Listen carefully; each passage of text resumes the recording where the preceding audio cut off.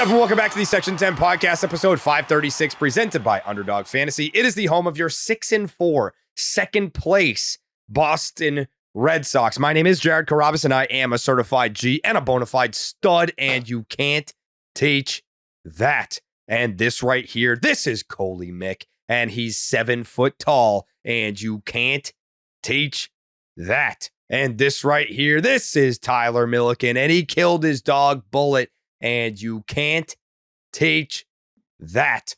Bada boom. Realest guys in the room. Steve, how you do it? Ooh, what up, Section 10 in the building? In the mother fucking building. Presented by Blue Moon. Suck one.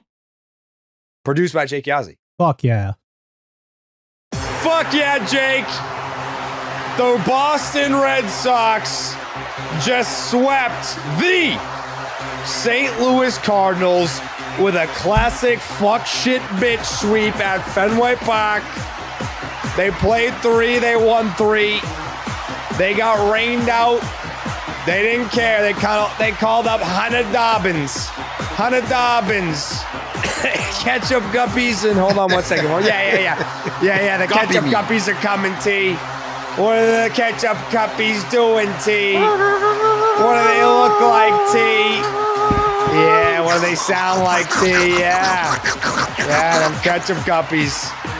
After a 3-game sweep for the St. Louis Cardinals, the Sox score 18 runs on 22 hits. What a day. What a day. What a day. What a day. What a weekend. That was pretty good. Yeah.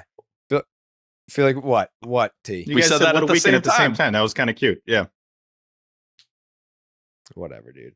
I feel like we got to start with the live show. Great turnout, sold out show. I had a great time. Apparently no one could hear us, but I had a great time. So nobody could hear. I'm like sick again. I was just saying this before we came on. I'm like, I never had a window of not being sick. Like it was happening during the show too. It's happened during the live show where it was hitting you. This upcoming Thursday, I'll be sick for 4 straight weeks of just fucking sneezing, coughing, sniffly. It's fucking crazy. I've never been sick for this long in my life. But the show goes on. There were people in the back that couldn't hear us. Our families off to the side couldn't hear us. I saw people complaining on the Reddit, like, oh, we couldn't hear them. We apologize. Not throwing anyone under the bus, but there was an audio guy that just didn't come. Mm-hmm. That was the problem. Wasn't Jeremy Eamon, like those guys crushed. They did amazing. Jake did amazing. Well, Jake was working double duty. Like he was in the show and producing the show at the same time. Like Jake's a superstar. But they went there a day ahead too. It's like these guys put in the extra time, and so for that dude to not show up, yes, kind of and showed up early, and yes, so like we had to do the podcast Thursday night late at my house. Jake produced that, and then took apart all the equipment and broke everything down. Then edited the podcast and got it up on Spotify, iTunes, and YouTube. Then woke up early for the Jake meet and greet at 9 a.m. before the 11 a.m. Section 10 live show. And then had to produce the live show. So, I mean, listen, we're all wearing it right now. But, yeah, I mean, like, that's basically what happened was there was supposed to be an audio guy there who just no-showed. So, anyways, still raised $6,000 for the Jimmy Fund. And then $8.5 million for Jake. And $8.5 million for the Jake meet and greet. Yeah. How many people do you talk to, Jake, by the way? How many people got the meet and the greet?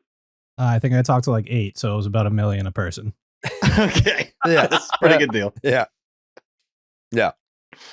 When he was done, he was done. I mean, can you blame him? No. Guy's working his dick off. Busy week. Yeah, and we told you, it wasn't even in the fine print. It was like very big font. Like, you pay $5,000 for the Jake meet and greet. Chances are you're probably not going to meet him. No refunds. No pictures. So it is Don't even ask. Oh. Yeah, yeah. Yeah, if you get a handshake, that's huge. But yeah, I think for the people that were closer to the stage, they could hear us. People in the back could not. And we'll make sure that it's better next time. I think even some of the people that were close to the stage couldn't hear that great in talking to people after the show, but they all had the same reaction though of like, who cares? Like, we're here, we're having fun. It's such a community thing with Section 10 listeners, which I love.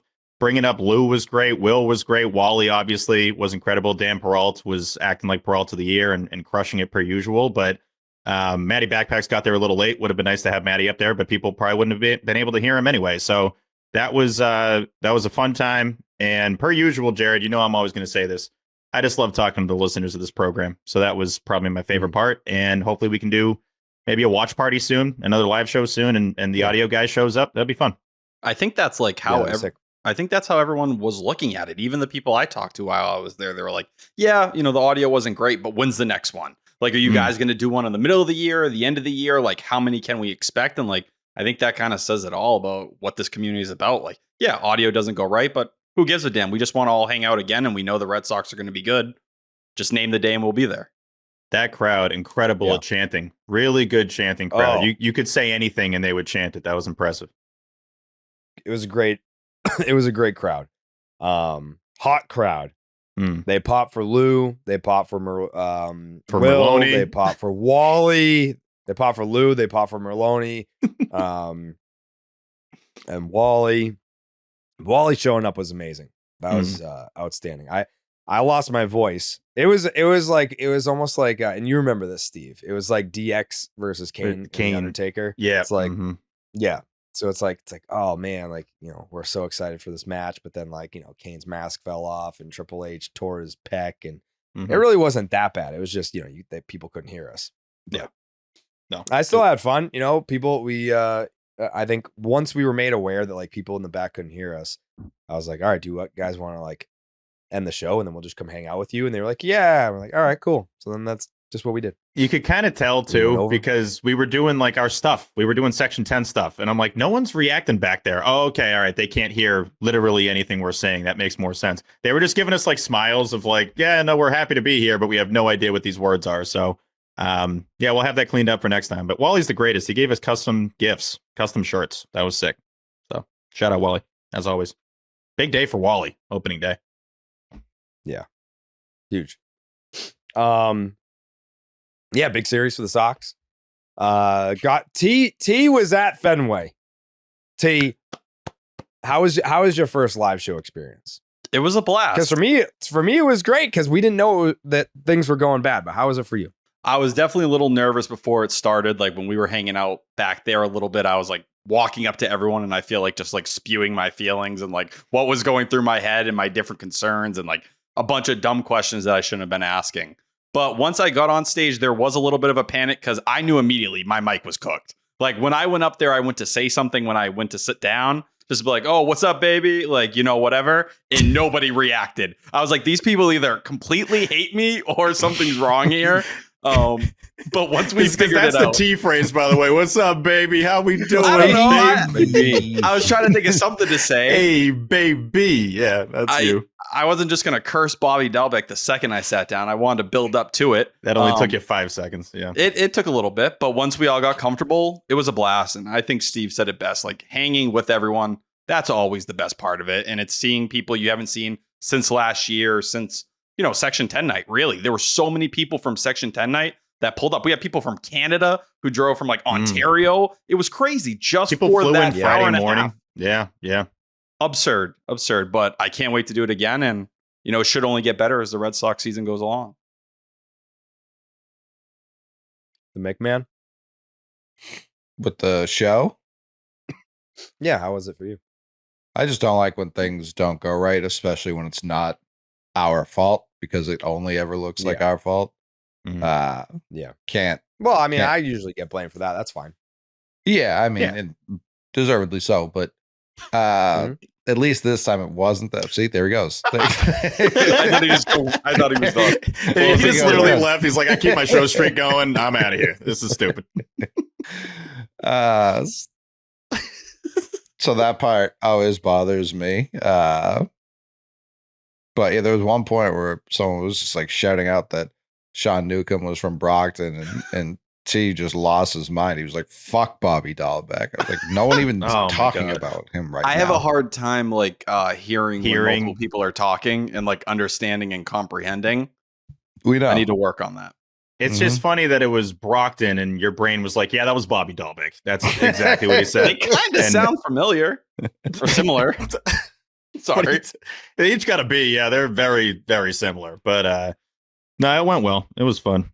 I mean, Dan coming out, I knew Dan was up to something because he kept texting me like, all right, you think I should do this? Should I do that? And I'm just like, we basically just improvise with these shows. Like there's never a lot of plans. We just kind of do what we always do. And then him ripping open the POTY shirt, I thought was electric. And I'm not surprised because that's what the POTY does. But yeah, hopefully the audio is good next time. It pisses me off for Jake, for Mike, for Jeremy, because again, they put all that time in. It's like, audio guy, what the fuck? Wow. I'm collecting the Clark SketchUp Series MVP votes. And I don't want to give anything away, but didn't you think it would be unanimous? That would be a sweep. No, this isn't a sweep. Mm-mm. Wow. I don't want to give anything away. There's a guy I could understand. Interesting. Yeah. I think that'll do it, right? Yeah.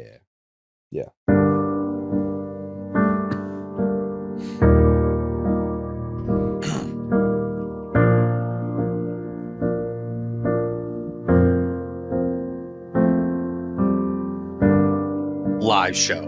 The Sox go. Will, you're still raking. You know. Story cooked. No. The week of Wilyer. Raffy's back like it's Thriller. Romy, wall driller. No. Sox sweep. No. Wilyer's peak. Devers done. Delete your tweets. Breggy's the heartbeat. The series Honestly, of Taikus by Tyler Milliken. Sorry to interrupt. That might have been your best series of Taikus ever. I've been grinding, man. I've been reading. I've been trying to learn new words. I've been sounding shit out. Like, I'm really putting time into this. I thought he was gonna do Devers done. No. Like the whole thing is just no. No. Impressive, T. Thank you. I feel like the feedback this year is definitely the most positive surrounding the haikus it's ever been. I also think sometimes when we get to the end of the year, there are times when the team is bad and where it's harder to come up with something creative or different when like it's the same few guys producing all the time. When the entire team is doing things that are exciting and fun, it's a lot easier to write them. Gives you more words to rhyme with. That's it. Yeah. Those are that may have been your best series of Taikus ever. Put them in the Hall of Fame. All candidates for haiku of the year. I Jake. wouldn't say that. Write them down. No? No. You haven't recommended one yet, which is pretty wild because last year it's you been recommended fucking two. It's been two like series 14. wins, brother. So the season just started. T. Last year we had to tell you to slow down because you recommended like 5 in the first 2 weeks for haiku of the year. This is the first home series of the season. Yes. Okay. I'm just saying if they're all bangers, it's kind of crazy that not one of them is like, haiku of the year territory. Yeah, they were nice, but like a Taiku of the year nominee's got to be like, ooh, like it's got to like hit me like, damn. Like these are just like, oh, all right, yeah. When you heard the Thriller one, you didn't kind of make like the stank face because like when I was writing it, I was kind of making like the like that's hard. Like, what do you think it means? What do you mean? Like like Michael Jackson? No, like the zombies coming sure, back to I'm life. talking about the line you wrote. What does the line mean? I'm confused. What do you mean by that? No. You said back like Thriller. What does that mean? Like he came back to life. Like the zombies come back. Are the kids doing the Thriller again, T? Dude, it's a bar. You're overthinking it now, man. You're overthinking it. You're ruining it. I don't know. If you were on Rap Genius right now, I think they would have been like, this guy clearly doesn't write his own rhymes. It's getting 4 of the fire emojis. I'm telling you. Well, I thought it was very good, but I have a high bar for Taiku of the year. Is that okay? I'll keep working to impress you. That's what I do best. You impress me, but it's early, T. A lot of people said I had a very coachable week. That's all I'm saying.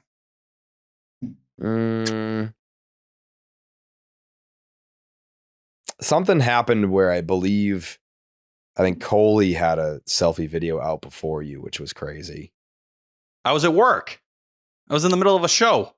I think T's selfie videos have been a lot shorter and a lot more to the point. No, they have. And not dragged on. That's a good point. I haven't seen a lot of slip-ups by T recently. I think, today you clipped a video that was 2 seconds long that should have just been a screenshot. But outside of that, you've had a pretty good stretch. Hand up. I don't understand how to screenshot things on a computer.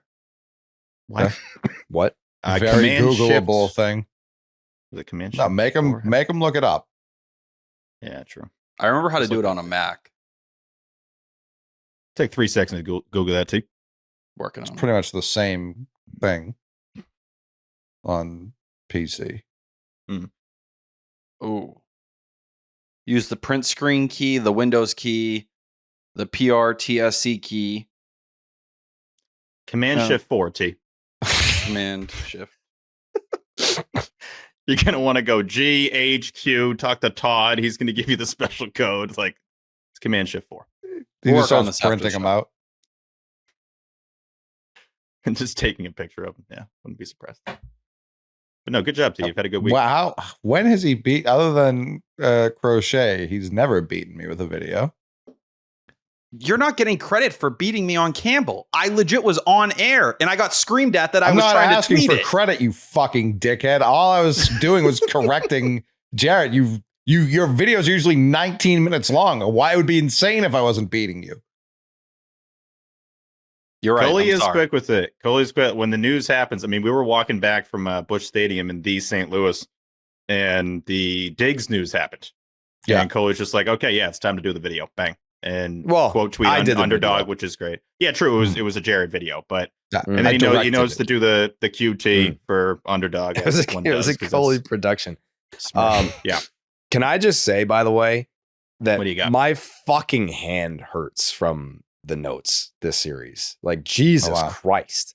Mm. Double header. So when I'm at the games, I have to type the notes in the notes app on my phone and then write them in afterwards. So I don't cheat. I don't read them from my phone and then skip a page. It's all going to be in the notebook. So I had to copy over the notes that I had from opening day in my phone. Then the middle game, the game earlier today, that was nothing. That was a nothing burger. And then, 18 runs on 22 hits today. We're talking like 2 games in the series being 2 full pages of notes. And that's a lot of handwriting, but that's notebook living, as they say. My Google Docs 7 pages right now. Sheesh. That's crazy. How excited are you to talk about fucking Hunter Dobbins, T? Extremely. That's my guy. I know you are. I've been talking about him I know. all off season. Dr. Pepper I lover. know. The guy understands soda. Deserves a lot more respect and attention. We talk Richard Fitz, Quinn Priester. I think you talk Hunter Dobbins. I think the ceiling's higher with him than either one of those two. Just doesn't have the same experience at AAA. He asked you, how excited were you? And then I know. you just It's did not the like whole jumping segment. into it. Yeah. Yeah. I'm That's done. Crazy. I'm done talking. That's it. Jake, you're up. Talked to Chris Hatfield of SoxProspects.com earlier today just to validate my feelings about Hunter Dobbins. Like I got turned on to Hunter Dobbins whenever, like Tyler would know, whenever the Red Sox did like a little like YouTube doc about him. It was like a little like YouTube video, but it was probably like January. Exactly. And I watched that. I was like, this guy's different. He's not like quirky, but like he's different. And I like that about him. And then it also doesn't hurt that he throws 99 miles an hour. Then you start doing a little bit more research on him. And like, last September he added the splinker and he's got like 6 or 7 pitches. Yeah. So that's why I asked Chris. I was like, when I see him pitch tonight, I was like, is he ramped up to the point where I'm going to see 99? He said, entirely possible. And I said, I see his arsenal here. He's got like fucking 6-7 pitches. Like, am I going to see all that? So tuned in to find out. But I don't want to jump ahead like Tyler was doing. Like, we'll talk about Hunter Dobbins when we get to Hunter Dobbins. But first, we got to talk about Underdog Fantasy, which big shout out to Underdog Fantasy before we get into this read, because what a special moment before that live show. We were all standing there backstage. We had our little green tea shots that we were taking, and you look around the room and you're like, man, you got Jake, you got Jeremy, you got Eamond, you got Corey, you got all the boys, you got T, you got Coley, you got Steve. Did I forget anyone, Jake? I think that's all the boys. That's all the boys. It's a good boys check there. Dan Perrault was there as well. But the team that we have, brother, never been on a better team. And that's all because Underdog was like, all right, you guys want to assemble the Avengers? You guys want to put together the team to create the best Red Sox content, baseball content on the internet? All right. You tell me who. And I said, this guy, that guy, this guy, this guy, that guy, and this guy here, and that guy there. Boom, done. Everyone was in the same place at the same time before the live show. And Underdog is the best for putting all that together, for letting us do our thing. And how you can support them is by downloading their app and signing up today, because MLB season's here. And Underdog Fantasy wants to make it a lot more interesting. Underdog Fantasy is the easiest place to play fantasy sports. Playing their pick'em game is as simple as selecting higher or lower on player stats, strikeouts, total bases, home runs, and so much more. You can make entries of all baseball, or you can mix and match across your other favorite sports. You can win up to 100 times your money, and it's a ton of fun. I know I've been saying that my go-to for the higher lower is total bases. I'll usually do like 1.5 on a few different guys for total bases. But I've been getting bold, Coley. I've been getting bold and just being like, you know what? Why don't we just start hunting homers? And that's my new favorite thing to do, hunting homers. I didn't go stoopy, brazy, crazy dumb this weekend, but I did hit 2. I cast a wide net. I probably went like 2 for 13. But like, if you throw one out there, if you try and hunt a homer and you get one, boy, that's what a feeling. What a feeling when you, it is, especially on opening day. But if I'm just sitting here on a Saturday, just watching the Sox and you're hunting homers, what a rush. Make sure you sign up with the promo code Jared. That's Jared to get up to $1,000 in bonus credits and a special pick on Underdog. That's Underdog Fantasy promo code Jared. Okay. We got the Taikus.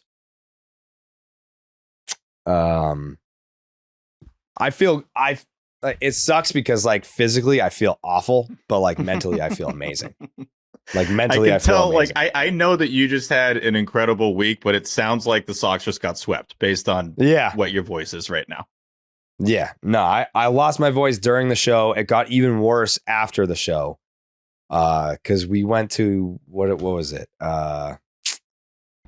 Who's on first? What is it? What's it called? Bullpen. Now?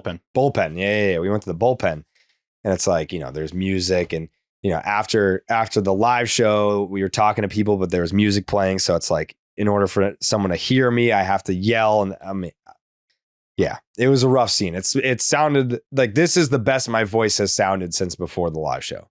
Like I sounded like I smoked a carton of cigarettes. Yeah, that's about right. Yeah, I was just impressed that you came out. That was a big deal seeing Jerry at a bar. It was a fun time. It's been a while. Well, I mean, I'm just like, I'm depressed about no baseball tavern. No, same. It is tough because people will compare. They're like, oh, bullpen's kind of like tavern. I'm like, you watch your mouth. You watch your mouth right now. Yeah. Nothing's like tavern, especially the current scene right now by Fenway Park. Like, there's no baseball tavern or even half a baseball tavern. Come on now. No, I agree. Before we get into the notebook, Jake, can you explain the Uncrustables thing? What's going on there? Yeah, so we were watching the game the other day, me and Eamon, and I think it was the Orioles series. Jaron Duran was just munching into an Uncrustable, and Eamon grabbed the screenshot, tweeted it out, and since then he's just been munching Crusties for like a week straight, and we won't lose a game. Yeah, that was the March 31st game. Oh. So April came around. I like it. Yeah, because he was having the Crusties in the opener in the Orioles opener, which they lost. And then since Eamon started eating the Crusties, they've only won. Yeah, 5-0. And Jake, since they both started eating the Crusties. Yeah. Do they have a non-peanut butter option? Yes.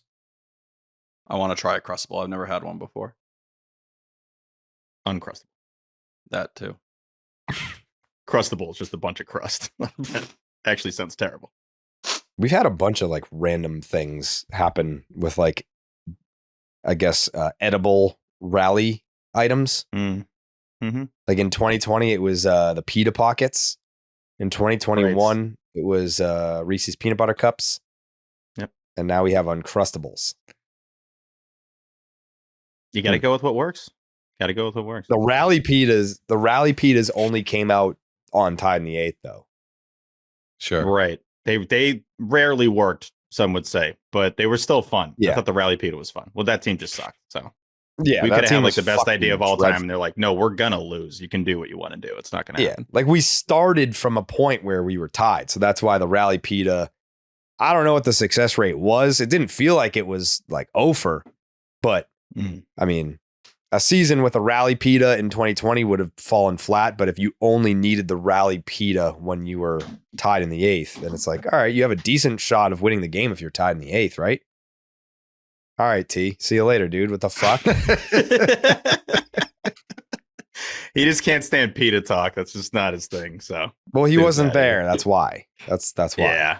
Oh, well, he didn't listen to the show. He wasn't there for cups either. Hello? Yeah, Tyler. When was the first time you watched or listened to Section 10? 2015. 2023, you said? 15. 23? You were 15. Or 24? Nope. 15. My blind spots are more towards the later years, or really the prime years, as many call them. I was really original Section 10, and then I kind of fell off. The prime year? So we're past our prime? You just say we're out of our prime? No, are we out of our the way prime? the subreddit kind of refers to it as like that 2018, You 2021 piece of shit, window. as some would say? You think I'm shitting on myself by saying that? No, but that's how people speak about the prime of Section 10. It's 18 to 21. Well, I was in college during those years. I was like all over the place. I was kind of in a different plane. Like I was consuming my Red Sox content, but I was like very like trying to figure out school stuff and all that. Did you consume any rally cups at that point, T? 2021? I would die. Oh yeah, that's right. That's a good point. Yeah. Not trying to die. It's okay. I understand. it's crazy. Guy wasn't willing to put it on the line for a I know. ring. It kind of feels like he wasn't caring enough at that point. But No, I definitely was, but I was like listening to like a lot of like Effectively Wild, and like I thought I was going to be like this analytics junkie, and then I realized that wasn't really the path of entertainment I wanted to go. And then Any other 310 to left podcasts came you out, and he listen was to? like, Yeah. let's go, baby. Yeah. When they do those ads like 30 times a game, you got to be pumped, T. That's got to be one of your favorite parts of the broadcast. No. Section 10 for life. I don't listen to 310 to left. Wasn't that convincing? Yes, you do. No. No. No, I mean, you should. There's great interview content on 310 to left. Like Tyler those ads. Bryn Milligan. Recommend one. No. Their Craig That's Breslow Bryn right there. conversation Shout was out to pretty Bryn. I miss asking Bryn anything, and she's like, no. No. Thought about it, but no. No. I don't know. Maybe. Actually, no. Bryn's the best. What's Bryn up to? Bryn's just being a mom now. That's what she's doing. Yeah. Miss Bryn. Bryn was the best. Yeah, I love Bryn. Mom Bryn. Mm-hmm. Yeah. Well, it is what it is, brother. You know? I'm battling, man. Like, I don't know. Like, I'm so congested that like I feel like loopy. Just do I'm not trying to. Yeah, I'm like, I don't know that we need to go through the whole notebook for a sweep where we just bash their brains in. There's one topic people want to talk about, and that's fucking Wilyer mania. The Wally heads. Oh, right. There's a few. Well, there's a few. That's part of it. Yeah. I think they segue easily into each other. There's so much, man. There's so much. Let's just get into the notes. Just get into the notes, dude. Let's just get into the notes, man. I'm so excited, Jerry. You know what I'm excited about? And I'm genuinely rooting for you here. You're gonna have a good sleep tonight, brother. Like this has been a long stretch. This is 3 shows in 4 days. A lot of talking, a lot of socializing. Yeah. I know that's probably not your favorite thing to constantly talk to people and say, "Hey, what's up?" Blah, no, blah, blah, I like that. I know that you have a bar though. I know there's a line. I've been sick for 3.5 weeks. No, I know. I'm just saying you're gonna have a good snooze tonight. I'm very excited. I was sick in St. Louis. I was sick for the live show. I've been Ace, my puppy, has never seen me not sick. We got him like 2.5 weeks ago. And he doesn't really care. He just pees and poops while you're sick. So he's making this a worse experience. Yeah. And then what do the screams sound like that he does? Can you do those right now? Probably not. I can't go high. I got no high. Can you do it? What is it? What are that screams? That's kind of accurate. Yeah, that's what he sounds like. That's actually really good, Steve. Thank you. Thought you were going to do a moose or something. I don't even know what that would sound like. But yeah, good job, Steve. Sorry. What the fuck? She's sorry. She thought there was a dog in the house. I wonder That's how good the impression was. Wow. That's what I do. Can I ask you a question, Jared? Yes, T. What was you going to say to that? You're lying in bed with Train. Are you like a... Jesus Christ. I'm just ready for wherever this is going. Yeah, go ahead. Are you like a big spoon or a smaller spoon kind of guy? I'm big spoon. Yeah, like she usually faces the wall. Can I tell you something? Sometimes she's like a lay on the chest gal, and then sometimes I'm a big spoon. Why? What? I think what you're dealing with right now is not some sort of illness or disease. I think your immune system and your stress levels have been very high, and you've been very overworked and anxious. I think if you let her kind of big spoon you and like you kind of cuddle into her crevice a little bit, it might heal you for a night or two. That's what I would do. Not talking about please do not reference Train's crevices. Please. When I'm going through a hard time, that's what Martha does. Crevice? Like her just her crevice. Yeah, we got like you. that. In crevice tea? Yeah, like where her internal body heat is, like above the belly button. It just always gets worse. It's just like we should have. So you want me to get in her crevice? I want you to crawl in and let your guard down and tell your body it's okay to be vulnerable. Okay. She's there to protect you. I mean, something's going on because this is not normal to be. Like, I sound like day 2, day 3 sick, not week 4 sick. You know what I mean? Have you been in any crevice lately? Maybe that'll fix you. No, I've just been in a lot of piss and shit. Crev in your life. It helps. Not sleeping because of the puppy. Just all my nerves from the socks. I live and die with this team, T. You know what I mean? I'm right there with you, brother. So to be nervous. Just like I live and die for Blue Moon. There you go. Because Blue Moon was born in a ballpark at the Sandlot Brewery in Denver, Colorado, so it's no wonder why you crave it. Its bold flavor, bright explosion of color, and iconic orange slice ritual guarantees a one-of-a-kind beer experience perfect year-round. And for the moments that you would like a lighter option of your favorite beer, reach for Blue Moon Light. It's a refreshing wheat beer brewed with real tangerine peel for a lighter, exceptional taste at only 95 calories. T, did you have any Blue Moons at Fenway Park on opening day? I had quite a few. I was pretty good at Fenway, but during the live show and after, I did want to get loose as I was socializing and doing different stuff. I'm not a big party guy, so I'm better. Yes. Mm-hmm. So I probably down 4 to 5, and I had a nice buzz going to the game. But once I got to the game, I was kind of freaking out because I ran into what you described, where it's hard to actually understand what's always happening. And like, I'm so obsessive over the details that like I'm talking. 2 homers happen, and then I'm completely lost, and I'm like, what the fuck's going on? Yeah.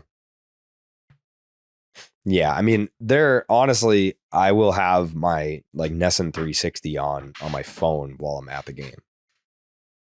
Like, you've never really. Jerry has over the years never cared too much. I don't want to say cared, but you don't need to see the game with your eyes. You're okay being there and watching the game on your phone. I'm very different, and I saw it in T. Yeah. I could sense it with T, and I get it. It's like you want to see the game, you want to have your eyes on the moments. And I'm a little bit, and salty is the wrong word, but would have loved to see those homers in person. I kind of hate it happen in the first inning. It's like give us a little time to settle in here, but hell of an atmosphere. Not jumping ahead. Yeah, don't jump ahead, Steve, please. Yeah, I mean, like I enjoy being in the Aura Club. I enjoy seeing the people. You know, there's a lot of great people that are up there and at Fenway Park that are regulars, and you know, opening day, it's like you haven't seen them since September, and there's a lot of, hey, how's the off season, yada yada, catching up with people, making sure everybody's good, family's good, all that. Yeah, so I've got to watch the game on TV / on my phone and take notes in my phone, which then end up in the notebook right here. You want to see how long the fucking opening day notes are? It's stoopy. Does this say right here? Yeah. Opening day went stoopy. Whoa, you didn't skip lines. Stoopy dummy. Right. Yeah, I didn't skip lines tonight either. That's how you know it's serious. Yeah. Holy shit. I'm proud of you. There's a lot. Thank you. Okay. Let's get into it. This is going to sound stupid, but it didn't hit me how good the Red Sox are until they did the on-field lineup. Is that, you know what? Is that? No, that makes sense. Yeah, I mean, it's the easiest way to be like, right, these are all the guys we have in the same place. Yeah, and it's like, oh, like this team is sick. And they did a good job, by the way. They kind of hyped these guys up. They didn't just say their names. It's like, All-Star Game MVP last year, Jaron Duran. Like they gave him a little bit of gas, which was cool. Yeah, and you're part of the reason Glover. Yoshida was there. We hadn't really seen him. That's why you were like, oh fuck, we got that guy too. Like that definitely added to it. I thought I had an absolute banger when I saw him come out of the dugout after the game, and everyone's like, hey, idiot, if you watch the pregame ceremonies, he got introduced. But when I saw him in the dugout once the game wrapped up, I started losing my mind. I was very excited to see that Masa was alive. Inspired by the beer you already love and available year-round. A wheat beer from Blue Moon with exceptional taste and only 95 calories. Still in this thing. Brightly brewed with real tangerine peel. Tastes light and refreshing.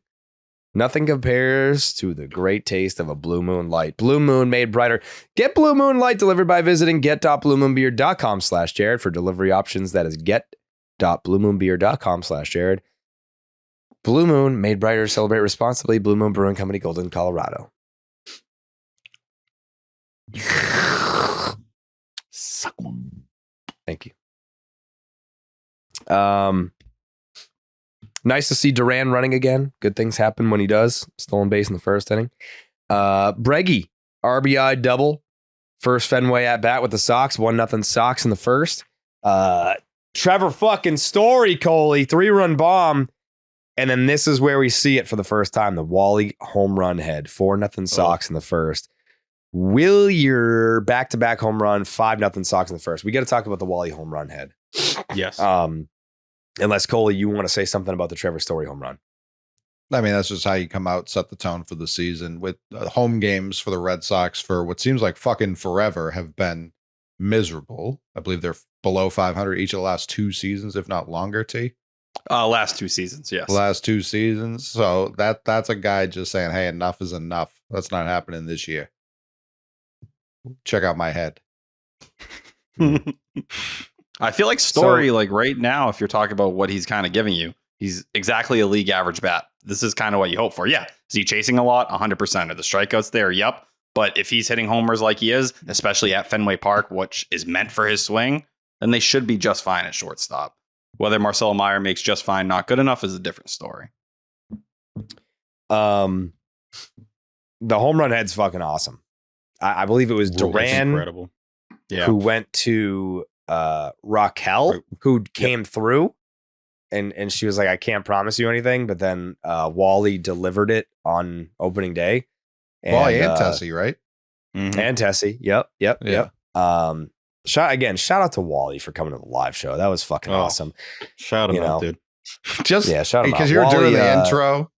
You're doing the intro. He showed up during the intro at perfect time. And then I just turned to the left as I'm looking at all the crowd, and then just Wally standing right there. Coley, Dan has a very funny video of your reaction when you saw Wally walk in mid-intro, like, oh no, buddy, like this is not the time to come in. And did he have a boombox or something? Like I think he was playing a song, and it's like, what's happening? I don't remember a box. He had the fantasy reband sign. Right. Mm-hmm. I almost thought he was coming in with music or something like that. And Jared pivoted very well, but yeah, that was mid-intro, so that was definitely. I was pumped to see him. I turned to Jared like, make Wally's intro next. Yeah, come up with something on the fly, and then Wally came out and it was pandemonium. And this is Wally, and he's awesome. What did you say about Wally? I mean, I said, and this right here, this is Wally the Green Monster. And I couldn't think of anything, but the crowd just went nuts. So I didn't have to. You didn't have to say anything. Yeah. Yeah. So I was like, and you can't teach that. And you also can't deny that. Like, that's him. That's him. 100%. That's definitely him. Can't teach it either. Like, that's just him. No, you're either Wally or you're not. And he is. Simple A/B test. Like, are you Wally? Yes, no, yes, there you are. Like, look at him. That's clearly Wally. If you think that's not Wally, like something's wrong with you. Yeah. That is Wally. Yep. And he was wearing a Section 10 jersey. It was incredible. Yeah. Love the head stuff. Or also known as just the head. The Wally head is I gotta say, awesome. And I'm not just being prisoner of the moment here, and I love Wally. Like, Wally's the guy. This is the GOAT, but there he is. I think it's the best one. I think it's my favorite one. Like the laundry cart, I had the old guy take of like, oh, someone might hurt their back. I actually did think that JD was going to hurt his back in the laundry cart, and I was a little bit worried about that. The marathon medal, obviously that's cool. You know, it's Cora's medal. That's awesome. The Masa dumbbells, I thought those were great. But the Wally head is perfect. Medal.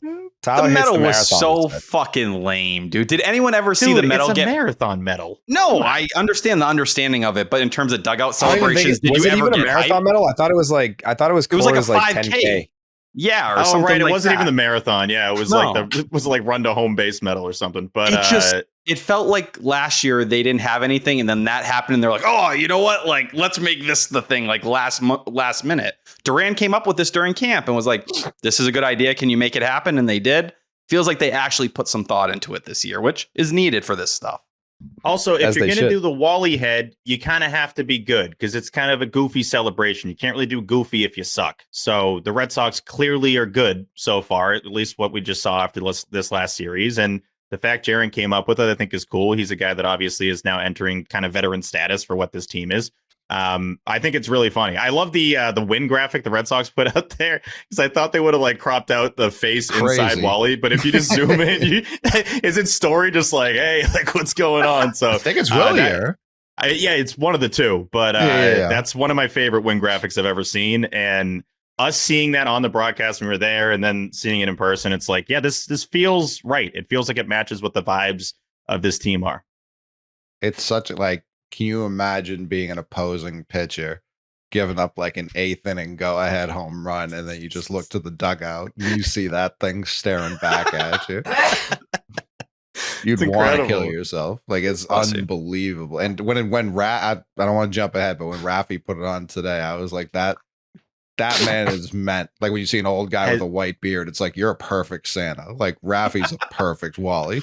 Now, nobody is going to look better than Raffy with that head on. Like, it fit him perfectly. The way he walks, too, he's just kind of goofy. So it all makes perfect sense. I love it. I think the Christian Campbell sighting, when he puts it on with, like, his body and him kind of being, like, you know, that very slender, it's going to look massive on his head. For sure. I also did like the story. I had no idea that they were ordering, like, another mask. It was a frog mask they found online. And then they got the whole, like, mascot sewing team to, like, create this thing all together. Like, there was a lot of people and a lot of hands that tried to make this happen for them. That's perfect. What's inside? Is just a helmet inside it? Do we know what's in it? Like, how do they? Because there's something like a in it. mascot hat, right? I get, yeah. I know it's like the head, but there's like something in it so that it like sits on your head. But they got to make those for the fans, right? If you make those to purchase, and knowing Fenway, they'll be like $200. But whatever the price is, I would 100% buy that and just wear it during Ted in the Eighth. That'd be great. Honestly, even if you made like Tyler's ski mask, like you could do it that way. If you were just trying to mass produce them quickly, like obviously a nice one would be expensive. So I think you're out of your mind if you think that they're not going to sell these things. No, for sure. For sure. Like these will be for sale the next homestand. I just want the real option because like if they give you just like the floppy, like whatever, like that's great. They kind of have those versions already at Jersey Street, but if they sell the real deal ones and it's like top shelf type, it's like, all right, if you want one of these, you really got to like fork up some dough. I'll do that. And I'm sure a lot of people would too. It'll be like a poor man's panda hat, like something along those lines, like quality. Yeah. They're not, instead of the actual, like you said, $200 one or something like that. Yeah. But I love it. Like there's it could have been corny, but it's not. It's perfect. And I love the laundry carts, but I like that they saved it for home too. Like there's something about that. Like they've been itching to use this thing. Yeah. This would have felt weird in just Texas. Yeah, true. It might have been like a last second thing, but if this was in Campbell in Texas, like that would have, or Wilyer would have been the first one. Wilyer. Right? Yeah, Wilyer. And then him popping that on, that actually would have been kind of electric considering it was a 9th inning homer. But yeah, it felt right to debut at Fenway. And just Wally's day again, an elite opening day for Wally to do the Section 10 show, and then he gets decapitated and then his head is on the Red Sox. Well, the other thing too is when they first came out of camp, they were all fucking sick. So the last thing you want to do is fucking put a Wally head on and just continue the sick spread. Can you really wash it? No, because they seem very worried it's going to smell by the middle of the summer. You can disinfect it. The Twins were throwing around like a 5-pound ham for 6 months last year. I don't really want to hear about this one being disgusting. There was real fears that they were going to start like a new plague at the time too. Yeah, that I can understand. This is fine. I wanted to mention real quick, there was someone in our mentions after I think we had tweeted the video of the Wally head celebration that was like, I'm embarrassed to say that it took me until right now to realize Wally's name is because it's Wall-E, like it's a wall. I can promise you there's people listening that don't know that. I did know T, did you know that, T? I had no clue. You just completely blew my mind. Okay. I thought it was Wally because it's the wall. No, it's because it's the wall. Yeah. Do you get it? I just want to, and I'm shouting that dude out. I don't have your name, but shout out to you. Because I think there's a lot of people that just found that out, just like T. Remember when we told people that it's wheelbarrow, not wheelbarrel, and the amount of people that responded to that episode, mind blown? It's like marshmallow and not mellow, which it should be mellow. It should be mellow. And it should be wheelbarrow. But it's wheelbarrow. I still thought it was barrel till you just said that. So no, it's a wheelbarrow. What's a barrow? Is it eye black on this Wally, or is it like a mustache? Where can I see the picture? Show me the Wally. Where's the head? Yeah, just type in Wally. No, that's eye black. Just type in Wally, he says. Just type in Wally, you'll see it. Just type in his name's Wally. Type it in anywhere, you'll find it. It is weirdly okay. At the nose level, but it looks I think it's eye black. That's eye black, yep. I wasn't sure if they tossed like a Duran stash on it because he did it. No. That is a good point, Coley, because like a conversation was had. Do we put eye black on this thing? And they landed on yes, which I do think is attention to detail, and I can appreciate that. The Raffy one, I was just so happy to tweet this out. It looks so perfect on his head. It is the real Wally has eye black. Does he? Isn't it? Oh my God, he does. Yeah, he does. That's uncomfortable. I've never noticed that before. It's uncomfortable. It almost looks like bags under his eyes. I think that's how the hell am I just realizing this? He does have eye black. That's crazy. He does, yeah. Wow. I guess I just thought that was like part of his nose or something. Yeah, that is eye black. I do think there is a injury risk here with the stairs. That makes me a little bit nervous. I did see that. Considering Wilyer last year, trip going down them with nothing on his head. Didn't Nomar do that? Yeah, it happens to a bunch of people. Wait, why don't we put the head on in the dugout? Agreed. And they might just change to that. What's up? Go down the stairs first. Yeah, go down the stairs, put the head on, and then get dapped up and take it off. It looks great for the dugout cam. When you see Wally just getting closer, I'm just so happy right now. This is incredible. I want to see someone get it like absolutely windmilled on them for a walk off. Like they touch home and just fucking spiked right on their head. Yeah, I don't know who said it earlier because I'm fucked up, but I want the real thing. I don't want like some rinky dink. Steve. Yeah, I want the real thing. Like whoever made it for them, whatever it costs, I'll pay it, but I want it. Yeah.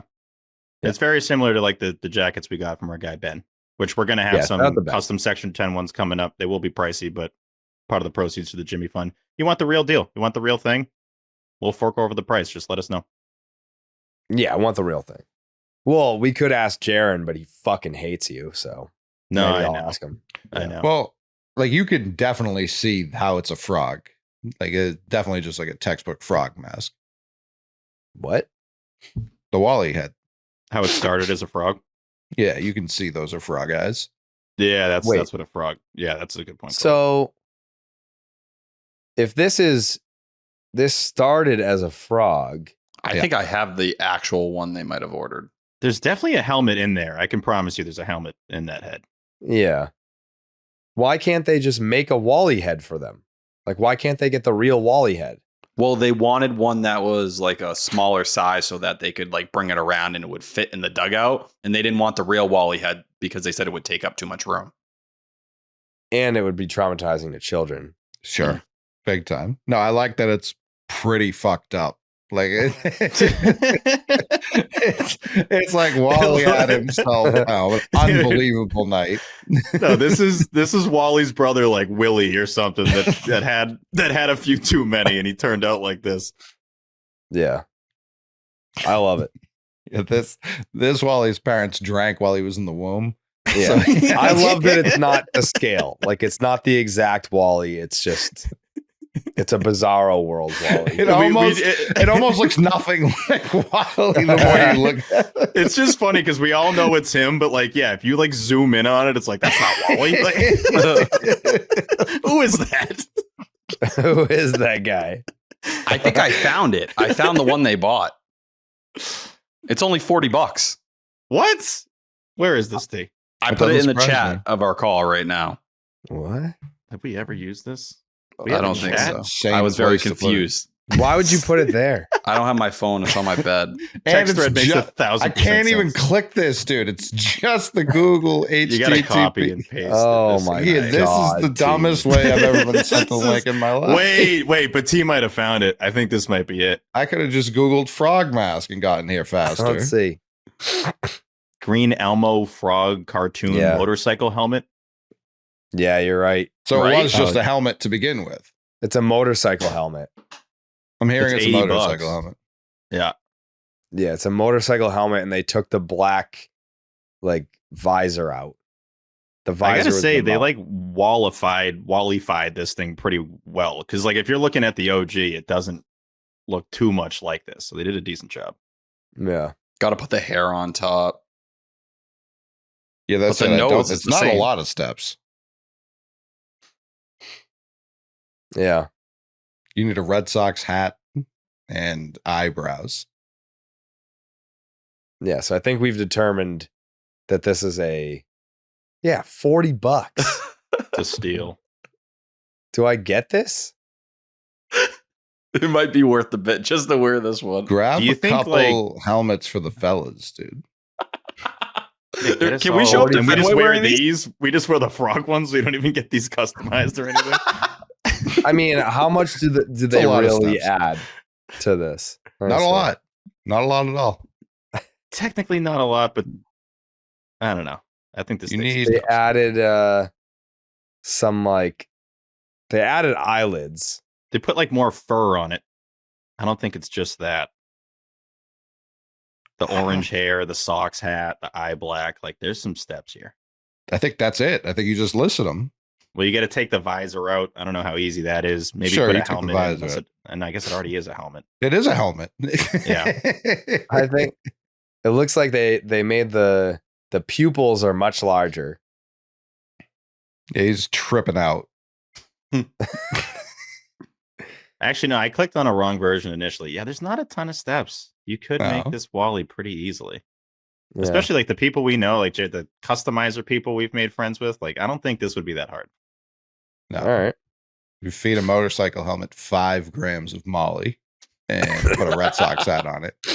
Jake, You're- book a motorcycle helmet customizer. We'll get him on here.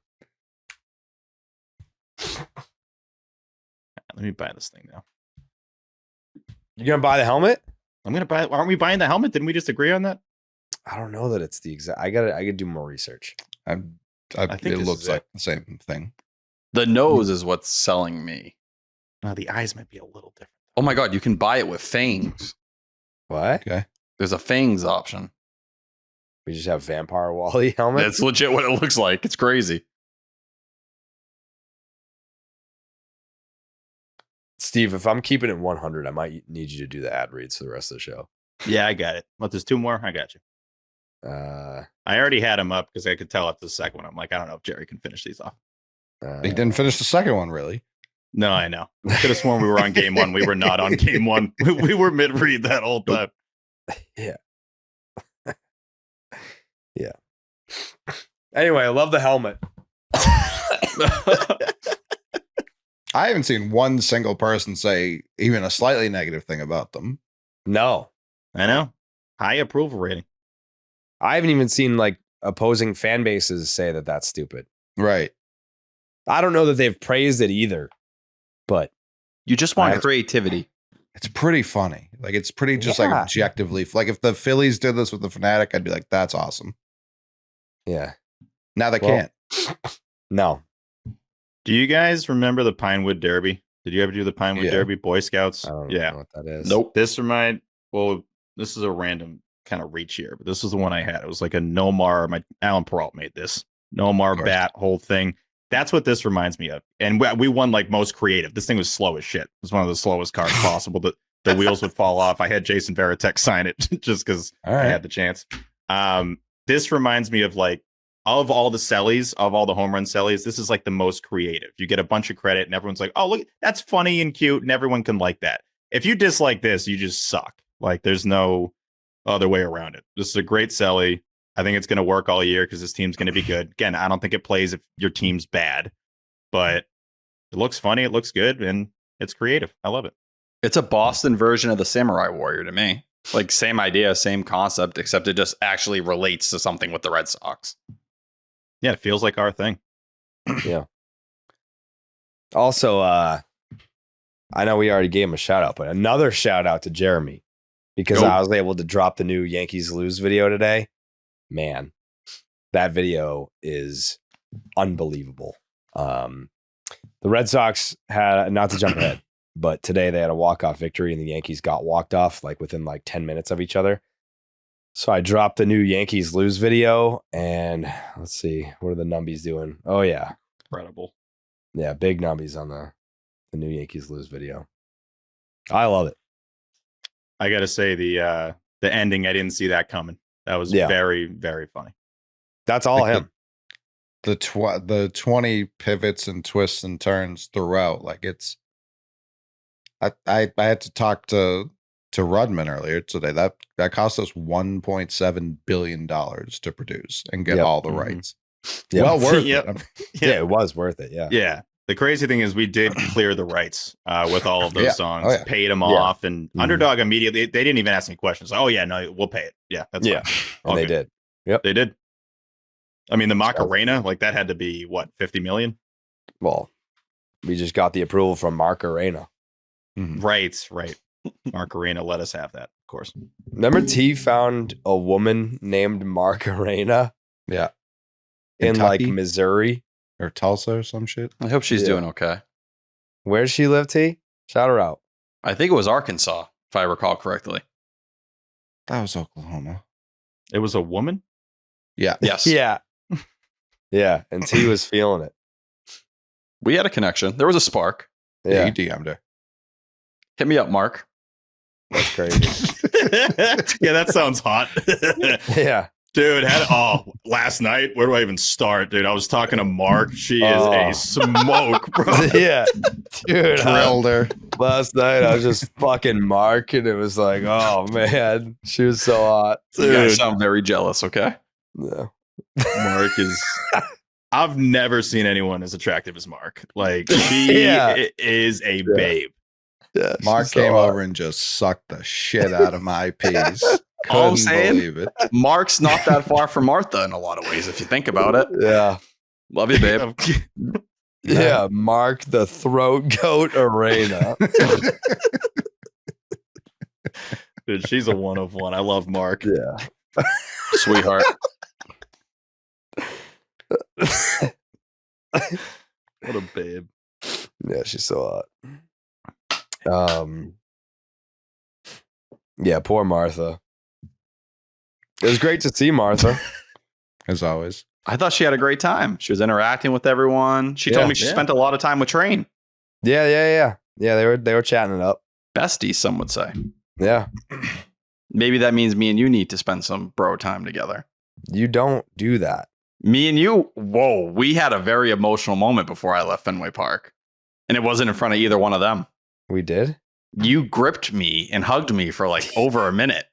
And I was like extremely awkward in trying to get away, but you held on as hard as you could. Mm-hmm. And Martha said he needs this. I'm not good with affection. She did say that. She said he needs to feel love. Unconditional love. That's what it felt like. Yeah, that's what it was. But it felt like you didn't want to do it, but you felt like you had to do it. You're if I didn't want to do it, I wouldn't do it. I've never done anything I didn't want to do. Jerry's got good hugs, man. Yeah, I'm a good hugger. Mm-hmm. A lot of warmth. There's a lot of there's a lot of embracing going on. Yeah. There's a lot of like, intentful love in my hugs. You have a good aroma. Yeah, thanks. It's a good word for you too. Thank you. Steve, how'd I smell? Smell good. Yeah. Thank you. You've only smelled like shit once, and it was it unfortunately was when I was right next to you for a 3-hour game on Nesson.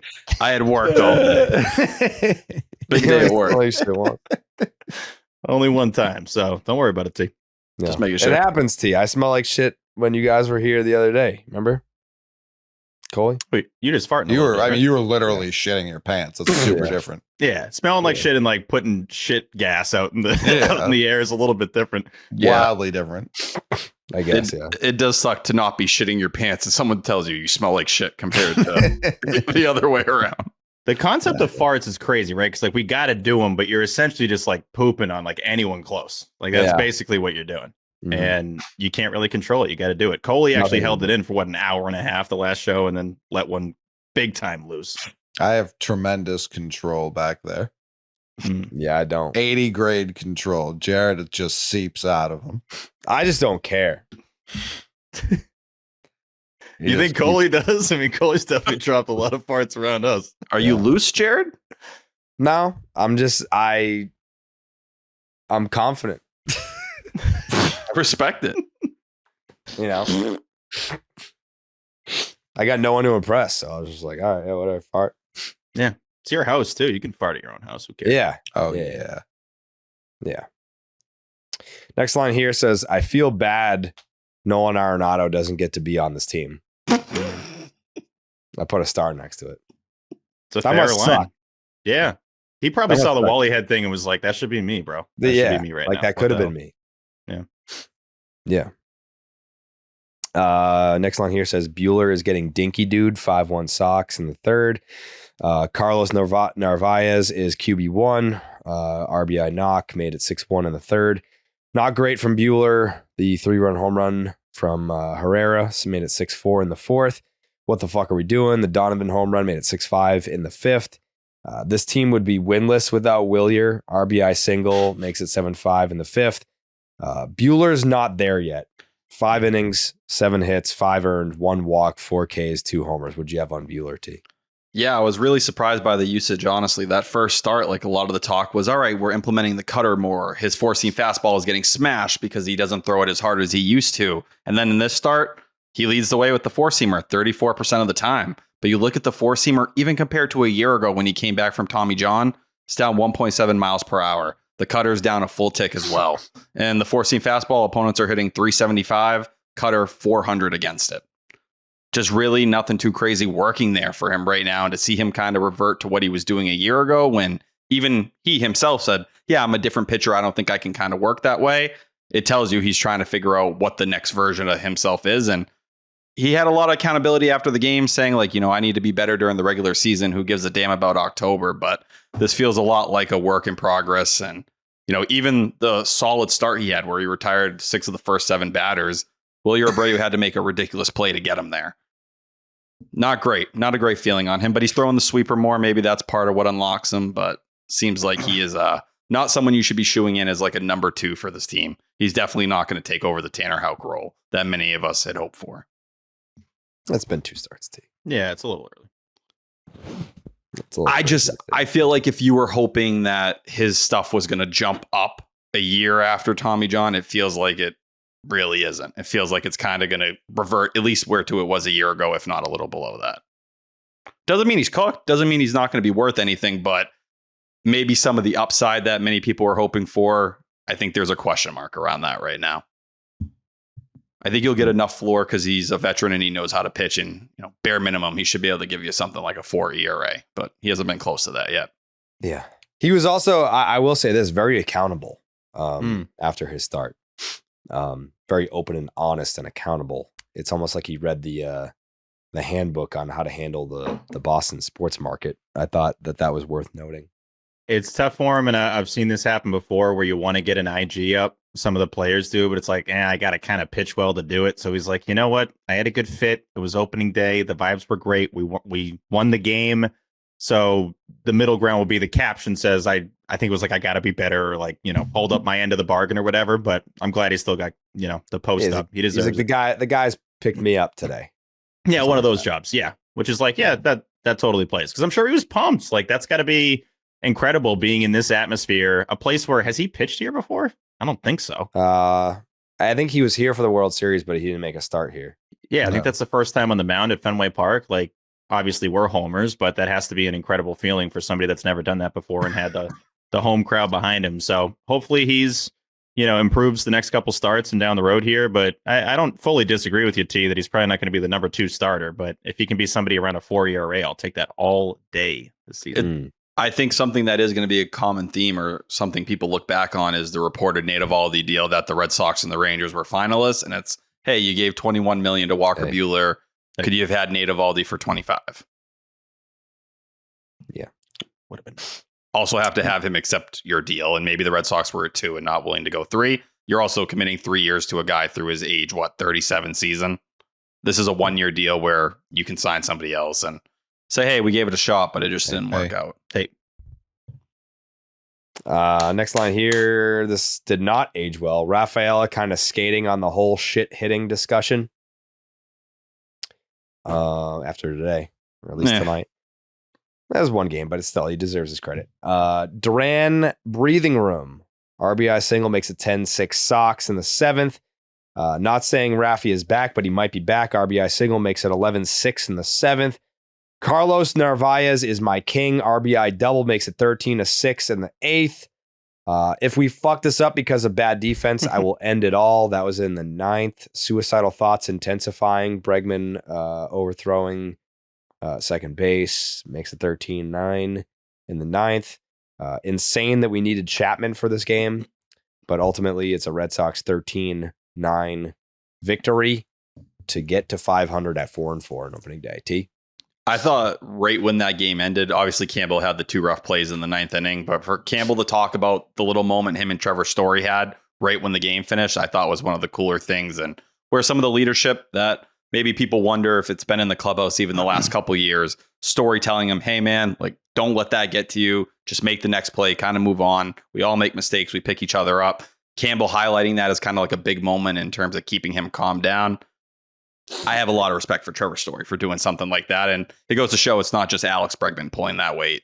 He's doing his best to help out and carry these young guys along. And if you're playing next to Campbell all the time, it's needed even more. Yeah. Bregman kind of stinks at throwing a second. Now I'm giving him a break because he's the most concussed man alive, but that's really like the only thing he's fucked up so far this year is attempting to throw to second. Everything else has been great. I had already like turned my head to first, waiting for the ball. I'm like, "Where's the ball?" And then just looked out to right field, and it's just soaring. I'm like, "What the hell just happened?" But no, Cole, you're totally right. I think that was a slam your head on the ground situation at Camden Yards and say I'm totally fine, and there's just no chance he's fine. So he's hitting like he's fine, which is crazy. No, I know. He's hitting through it, but he's obviously rakes at Fenway and is keeping that going. It is funny hearing on the broadcast. I think OB had those last 5 games at Fenway. I'm like, well, let's stop with the Astros stats. Can we he's on the team now? Can we at least just allow him to build up Fenway stats with the Red Sox jersey on and just go by that? But what he did in this series is awesome, and just the fact that he gets that hit in the first at bat too. Crowd's going nuts. Get the Selly at second base. It looks like he's been in that jersey for a while. Like I understand we see the spring training games and all that, but it totally fits. Sometimes, like we've seen new guys on opening day, and it's like, all right, it's gonna take a little time to get used to this. Soto in the Mets doesn't look right yet. It looks a little funky. Oh man! Whoa! What the fuck, Steve? That's crazy, dude. Come on, we're all adults here. This is a kid show. Families listen to this. It's a Sunday night. It's the day of the Lord. That's crazy. Steve going through something? I don't know. I think he's definitely dealing with something. This isn't him. Steve wouldn't do this. Yeah, it's kind of crazy. I think the whole like Dan Perrault at the live show getting like a huge ovation. I was just gonna say my mentions every day are you have no chance at Perrault of the year. Like that POTY shirt, you're not gonna wear it ever. So that's all I see. And it is getting to me a little bit. And that's the only reason I said that. I regret it. I'll probably write a statement about it. But we're gonna keep doing the show just because we're all on here. But like we're here. I'm not gonna like leave this episode and like take a leave of absence. But I'm again very apologetic for saying it. I shouldn't have said it. And I'm sorry. Jared? Out of all the things that we've ever done, Section 10 wise, how did your parents miss this one? Like, I get like they want to be there to support you and whatever, but like this was Dan's moment, and why weren't they there for it? Well, my mom's in Florida, so there is that. Her and her sister were on vacation. Nice. Yep. Okay. Yeah. And what was Alan doing? My dad's always doing something. He's the most unretired guy of all time. I think he was on the Cape, like, closing a deal on a fixer-upper house that he's now going to spend the whole summer on. So, yeah, I think it was that. But no, Dan's the GOAT. It's incredible. Seeing that reaction, it's like, yeah, I have a ways to go. Can I find that video? I want, for anyone that missed the live show and the stream, on our IG. Yeah. I want people to hear the pop when Dan Perrault came out, and specifically when he ripped the jacket open and it said POTY on the shirt. Yeah, people said the stream quality was really good, so at least we had that. Yeah, we did have that. All right, listen to this. This is unbelievable. Dan Perrault of the year.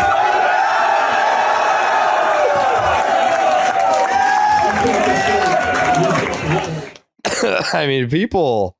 The way that I set it up, I said, we promised surprise special guests. I called Netflix this morning, and I said, "Give me your biggest star." Mm-hmm. And they said, "You want Dwayne The Rock Johnson?" And I said, "No, bigger." And they said, "Holy shit! You want DP?" You want Dan Perrault at your live show? And I said, if he'll do it. And boy, did he ever do it. I counted about 10 Perrault of the year shout outs at Fenway.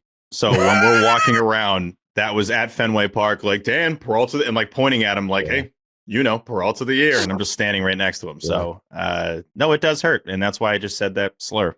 I wonder if the Residence was streamed more in Massachusetts than any other state. Probably. And based off the replies I've gotten, you would think so. Yeah. Next game here. Doubleheader. Rain out. What'd you guys do? What'd you guys do with your free night? Final Colby Four. was probably cleaned up some little pee pee poo poo. Final Four. Oh, the Final Four, of course. Yeah. What were your thoughts, Jared, on the end of that Duke game, the Duke Houston game? Oh my God. I was like, Duke. And I just at the end of the game, that's what you were saying? Yeah, because I Okay. I was pissed that they won. What happened at the end of that game specifically? Because you watched. The refs obviously got involved, and they were like trying to make it the ref show. And obviously, it's about Duke, even though I don't like Duke. But yeah. And who won that game again between Duke and Houston? Well, Duke, Houston. Obviously, they fucking Yeah. They the refs screwed Duke, and even though I don't like Duke. It's Ben had boo Duke, but like I just don't like when the refs get involved like that. Yeah. Well, no, of course, like you thought that wasn't an over the back by Cooper Flag. Obviously, that's what you're referring to. Yeah. Because I've been following Cooper Flag for a long time, and his career. It's crazy that it's like his college career is going to end on some bullshit like that. That's good. That was really good. You could do first take, Jared. You might be able to get by. You think so? What actually? Especially saying it like that on some bullshit, like what happened there on Saturday. Like you nailed Did Duke lose?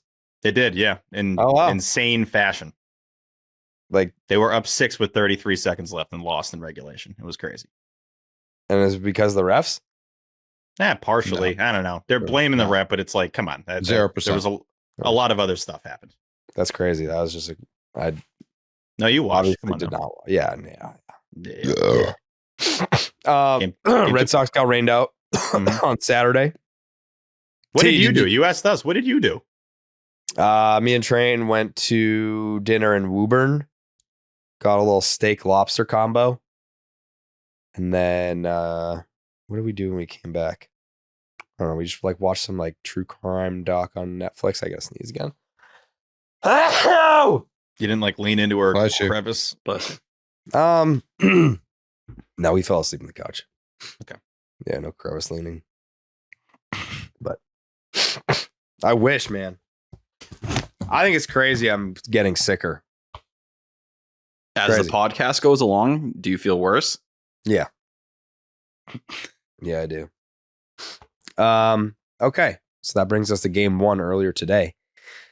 First line here says, I have high hopes for Newcomb in his first Fenway start.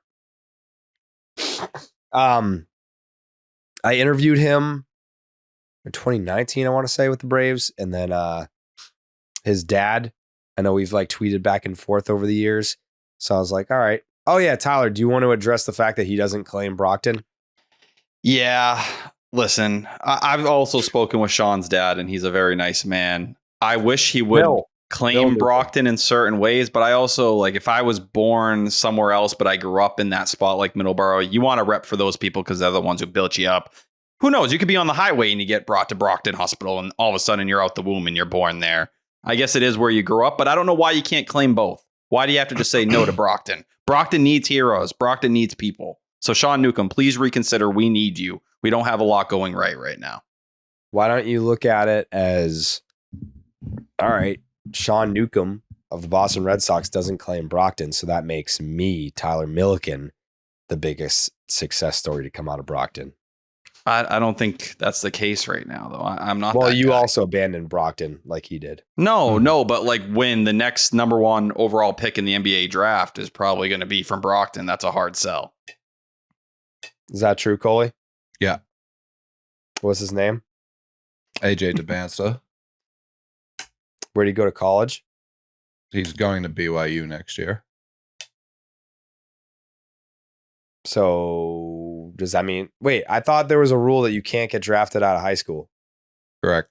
A year from now, Cooper Flag is going to be the number one pick this year. Newport, Maine. Yeah. The but either previous question was where is he going to go to college, which I answered. There you go. Yeah, but Tyler said he was going to get taken the first overall pick next year. But would he be going to his first year of college? I guess that's actually correct. Right after 2026. I don't care. Good luck to him. He's a better man than me. I don't fucking care. Definitely. Strong agree. Ben don't break. Newcomb leaves him loaded in the second. Bases loaded, nobody out, 0 runs, sick. No, that was in the second. Dinky RBI knock for win, 1-0 Cardinals in the fourth. Great day to be a David Hamilton guy. RBI single makes it 1-1 in the fourth. Newcomb did his job. 4 2/3 innings, 6 hits, 1 earned run, 3 walks, which I didn't love, but the 5 strikeouts. What do you got on Newcomb, T? Yeah, he was a little more four-seamer heavy in this one. We heard so much about the cutter with him as well during spring training, but 5 Ks, 3 walks, 11 whiffs. That slurve he threw to Mason Wynn was ridiculous. Had 19 inches of horizontal break. But I think you're getting out of Sean Newcomb what you'd expect. It's a guy who's battling. He's not going to wow anyone. A lot of base runners. But you go back to that first start against the Orioles. He got tagged in that first inning. Since then, he's done just about what you asked for to keep you in the game. It's not pretty, but yeah, that's what a quadruple A starter looks like. I think you look at someone like Hunter Dobbins tonight and you realize how big of a gap there is in terms of stuff. And that might be where they look at Newcomb and they say, do we have better alternatives that maybe give us more upside and there's more room to grow? But with Cooper Criswell looking like dog shit and not someone you can really depend on late in games, maybe they start to say, well, you can go back down to AAA. Sean Newcomb, you play that role in the bullpen and we don't lose our depth because he can do whatever Criswell's doing at the end of these games, giving up 4 or 5 runs at a time. Oh, we got so many guys who can do that. I don't know how Criswell stays on the roster after that. That was pathetic. He wanted to lose the series so bad. Like, come on, brother. Yeah. Well, also, the defense had a couple moments in this one where they didn't make life easier for him. I know you said shut out David Hamilton. There was a double play that he double pumped and wasn't able to get to first base. Casas had a drop popped up. Not to crap on the guy, but those are the only things. But the fact that he didn't collapse or, suck, listen, it's better than what we're getting out of certain members of the rotation right now. Yeah. Raffy first bomb of the year makes it 2-1 Sox in the 5th. Raffy in the Wally head makes me happy, and that's got a star next to it. Can I clarify something real quick? Yeah, so the star is how do you feel when you put the star next to it? What's the overall significance? It's just I really feel. I really want it. Yeah. Yeah. Okay. I feel strongly about this. Okay. That's good.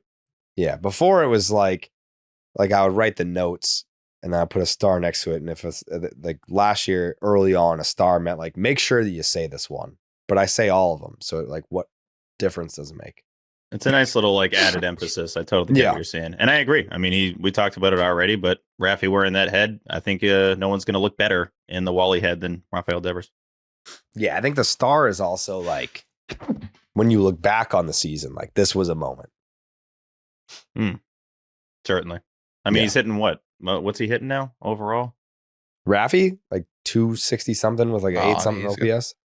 He started the day with the 60 weighted runs created plus, and he got up to 134.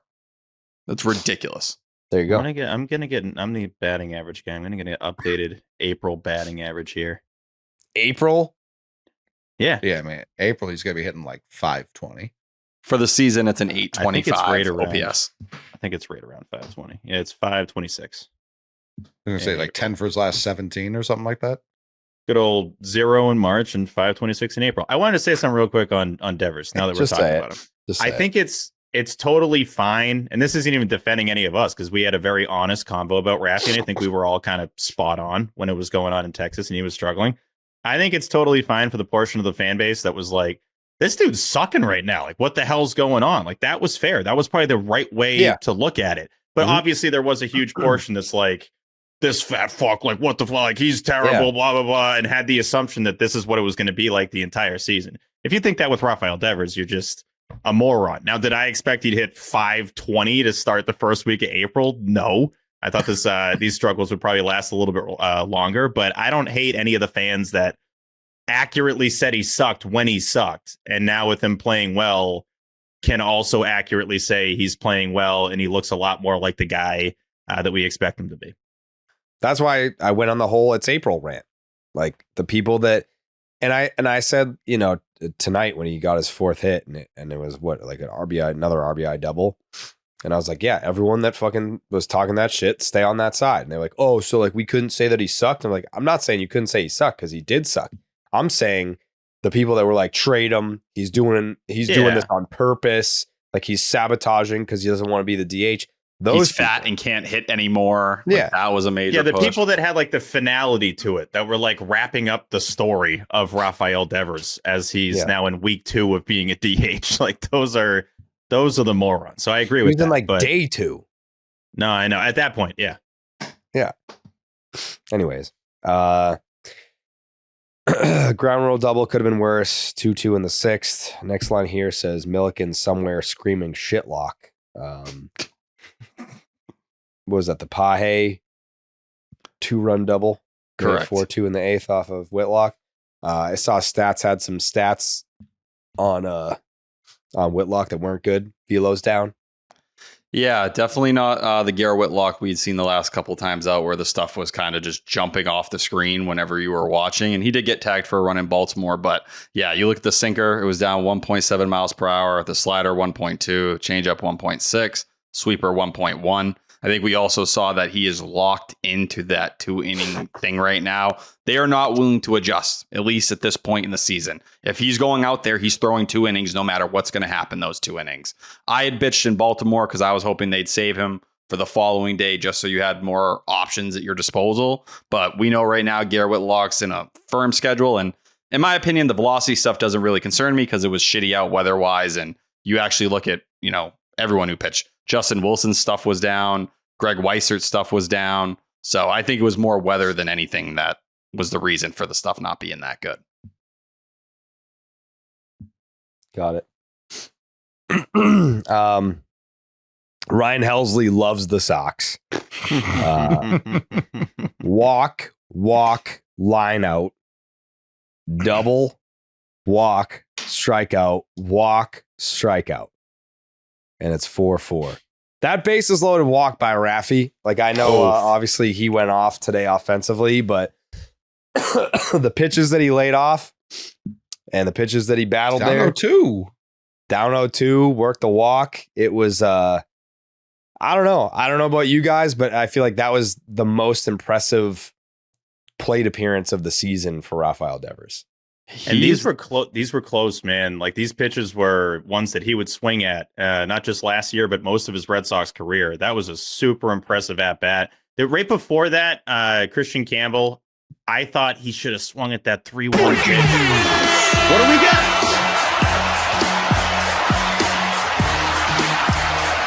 Ken Rosenthal. Oh shit.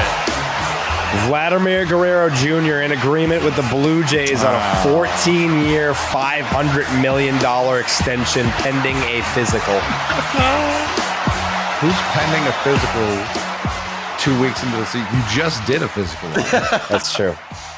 That's a great point. 14-year, $500 million. Yeah. Damn. That's tragic. Yeah. Oh, so sad. All right, Tristan. Yep. That is the correct. Can you teach him how to fucking answer. Catch? That Trevor Story drop he had was crazy when we were at the ballpark. He's been awful defensively. Awful. Which, to start the year, that first series and in Baltimore was good. It was like, wow, he's making some plays that I didn't feel like he was. The last couple of days, I agree. Not great. He had the drop pop up today as well, where, you know, you get glove on it. I know it's not easy next to the netting, but there's a lot he's working through. He seems very in between right now. And, you know, last couple games before the 2 today were 2-hit performances, but yeah, got to find that consistency. Got robbed of a homer today.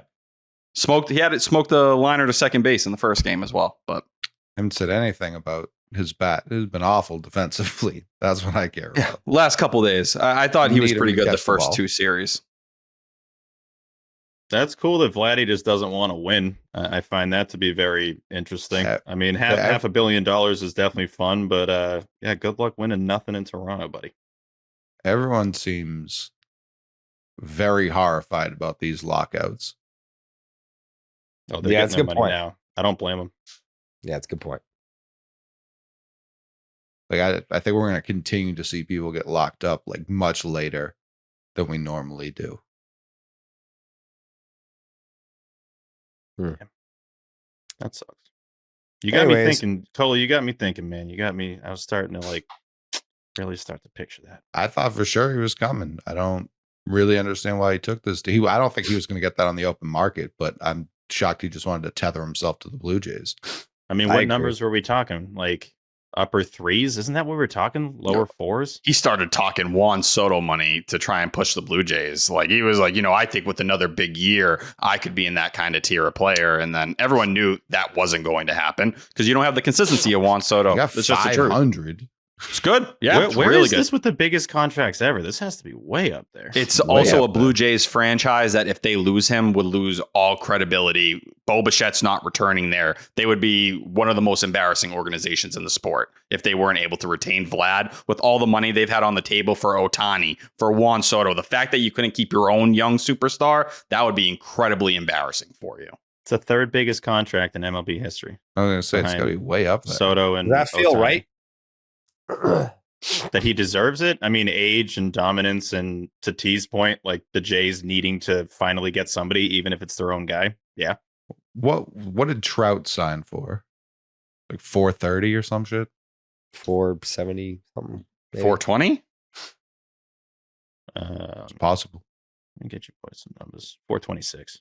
12 years. Yes. And what year was that signed? 2019. March. Was that recently? Yeah, March 19. Well, he signed 2 deals. Sure. That was his second extension. I was just trying to do some inflation, but that's not nearly enough time for it to be like, oh no, that's actually more. That feels like Juan Soto money, but you're just not as consistent or quite to the level of Juan Soto. Yeah, no deferrals. Was. And it's not getting to free agency where it's a bidding war. You got other teams in here. You probably are getting a little bit higher than just one team throwing money on the table. I don't think he's getting 500 if it hits the open market. You think it'd be even less? Yeah, unless the Blue Jays were just still sitting there with 500. It'd be tough. I feel like you'd need a team like the Mets that was also in there and willing to be like, we're willing to do anything. Let's play the game. And their fans were cheering. But I think David Stearns, if you were told them they're adding another contract of that level, would be very uncomfortable for him. I never thought the Mets were going to be a player ever, and the Dodgers either. So that's why I thought it was such a clear path for us. 35 a year for 14 years. That's crazy. I did not think it was getting there. I remember saying to Jared, I thought 10,350, which is, as Steve just said, 35 a year. So that was the number I had in my mind. Obviously, if he's going to get 150 more, no deferrals, even if it's Canadian dollars. I don't believe it is. Canadian? That's half Canadian dollars. I don't think he gets paid in Canadian. I think it's like a nightmare to play for these Canadian teams. Maybe. I know the NBA, they do it that way. I want to say like Whit Merrifield went on a podcast and said he got paid in American dollars. Did he play there the year they played in Buffalo? No. All right. I don't know. Anyway, it was a great at bat by Raffy. The fact that he's 0-2 forces the walk. Yeah, shout out to Connor Wong, man.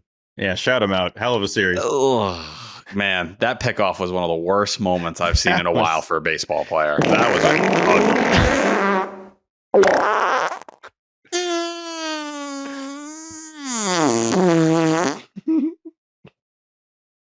That sums it up. One thing I was saying before the Vladdy it was a good walk, though. It was, great walk. Great walk. That Campbell at-bat, when he gets to 3-1, which I thought was impressive for him to get to that count. You know a heater's coming, right? Don't you know a fastball's coming there? This guy can't find the zone. His off-speed stuff isn't really tempting enough. That's missing the zone by a mile. And he just watched it like 95 right down the middle. So, I mean, the kid's played in like 9-10 games, whatever. He'll learn and, get better in those situations. He may have had a red light. Potentially he smoked a ball potentially. that No, I know. See, fielder. I'm not even like blaming. It's if I'm picking out like one little thing that stood out to me. It's like I know there's going to be this situation down the line where he then smokes that pitch. So sure, excited for that to happen. But yeah, the Jaron at bat wasn't awesome. Honestly, at that point, kind of thought the Cardinals might get out of there. But yeah, the Raffy AB 0-2 getting the walk, a guy that's walking way more than he normally does and not swinging at stuff outside the zone. I know when Lou was mentioning in the broadcast early on, and nothing against Lou, but it did feel like it was almost like, we shouldn't be talking too much about this guy having decent plate discipline when he's hitting whatever he's hitting and they're paying him $30 million a year. But now with the bat coming back alive, I think it's an incredible thing that he's got better plate discipline and not swinging at stuff that's on the edges. And the ump was pretty good for the most part. He missed a couple of them, but I was happy that he wasn't ringing guys up and getting Helsley off the hook because he was trash, dude. I'm not going to act like I was watching Cardinals games last year. I think he had the most saves in baseball. He was nasty, but, yeah. I can't think he had an outing like that. I mean, you're pushing 40 pitches, and they were just leaving him out there. How many walks did he have last year? Did he walk more in this outing than he did all last year? All I could think about is that's probably the guy that you're seeing at the trade deadline that's getting shopped and people are talking about. So when Red Sox fans are like, we probably need another back end arm and he's the one popping up, this is going to be their first memory. It was a 3.1 walk per nine last year. 23 walks last year. He hadn't even walked a guy coming into today. That's outings. What it was. Yeah. He got bailed out to give Duran some credit. Immediate pitcher's clock violation. And then, is it Marmol? Who's their fucking manager? Yeah, but it wasn't Marmol. No, it was their pitching coach, right? That was trash. That was sneaky trash. The last second was that? Out to be like, to complain about, complaining about the pitch clock, I thought was an automatic ejection. Like, I didn't know you could complain about the pitch clock. That was crazy. Knowing Cora, I'm stunned that he didn't flip out about that because I knew what he was doing, right? He's just trying to get his guy an extra breather and not go to the mound because he was keeping an eye on crossing the line. Well, it's like if you don't cross the line, it's still the same concept. Like you're still giving him a breather by like complaining. So I was losing my mind over that. And I'm actually kind of surprised that Cora didn't then come out too, but he's probably thinking that'll give him even more time to reset. Right. I think that's what he had to do. I think he said to be like, fuck that guy. We're going to beat you by 1,000 later because of nonsense. Because of that pitching coach, we're now going to win 18-3 in the second game. But that was sneaky trash. And I think some people were probably confused about what's going on. Off of that was 5 straight strikes, 3 to Duran, and then 2 immediately to Devers after he had not been able to find the strike zone at all. Like that was nearly cost us the game. Like you got to tip your cap to like such a scumbag move for it to work until it didn't. Yeah. Right now, Raffy, 94th percentile chase percentage. Last year, 35th percentile. Now, obviously, part of it may be just him very cautious at the start of the year, knowing he couldn't get to certain stuff. But I think this is part of the, maturation of Rafael Devers at this point. If he starts to level up in this capacity, that's where you start getting into the Jordan territory of that next level of offense. And I was going to give him more leeway with like the transition to DH thing. If the bat was slowly coming alive, it's like, that's totally fine. And even if he was chasing and kind of not acting like himself, I guess that would be him acting like himself, like adding on new elements to his game at this point, instead of going the opposite direction, which it kind of looked like in that first week. Just didn't think this jump would happen this fast. And he just seems more comfy at home too. He just kind of, this series, if you didn't know that last week happened, you would think he was just hitting 300 the whole way, all the way through. So that was, I don't want to say the at-bat of the year so far, but maybe, kind of, sort of. I mean, Willier's had like 5 at-bats of the year, but that was very impressive. Did WEEI post Will's call of the walk-off? I'd love his call of the walk. I'm sure that was electric. I'm not seeing it. They'll have times where they just don't post the most obvious stuff ever. Is it in there? This is a picture of Hunter Dobbins, so I don't think so. So 95 to 90. No. That doesn't sound like a walk-off call. No, doesn't. That sucks. I would have loved to have heard Will's call. I have his Raffy homer. Want to hear that? Of course. Please. 3 balls, 2 strikes. Palante winds, he throws, and Raffy swings and drives one high and deep into left field. Gone! He does lift off for the first time, and it is 2-1 Red Sox. felt that. You had a feeling. You said, hey, isn't it about that time? I'll tell you what, this ball's hammered on a line to left field, 107.4 off the bat. That ball was absolutely demolished. Four-seam fastball, 93 miles an hour. How often have we said, oh, he can't catch up to it? But it's out of here. See ya. And now for the first time, Devers has got Wally on. I love it. That's a great day for that, by the way. It nice is. and warm. He might just leave it Keep on. it on. He's a DH. He can wear it the rest of the inning. Oh, man. Middlebrooks is definitely coming into his own on the radio with Will Fleming. I think he's just like allowed to be looser and have more fun with it. It's also consistent reps. Like when he was doing TV, it was like they were shifting him from, hey, you're going to do post game. Sometimes you're going to fill in when Uke's not in, like jumping back and forth. You get to know that you're doing the same thing pretty regularly. Yeah, you're going to improve. One last thing on the Raffy at bat. I didn't know that this was the case. I just had to look this up. So it's a 6-pitch at bat. The second, third, fourth, and fifth pitch are all sliders. So he starts them off 100 miles an hour.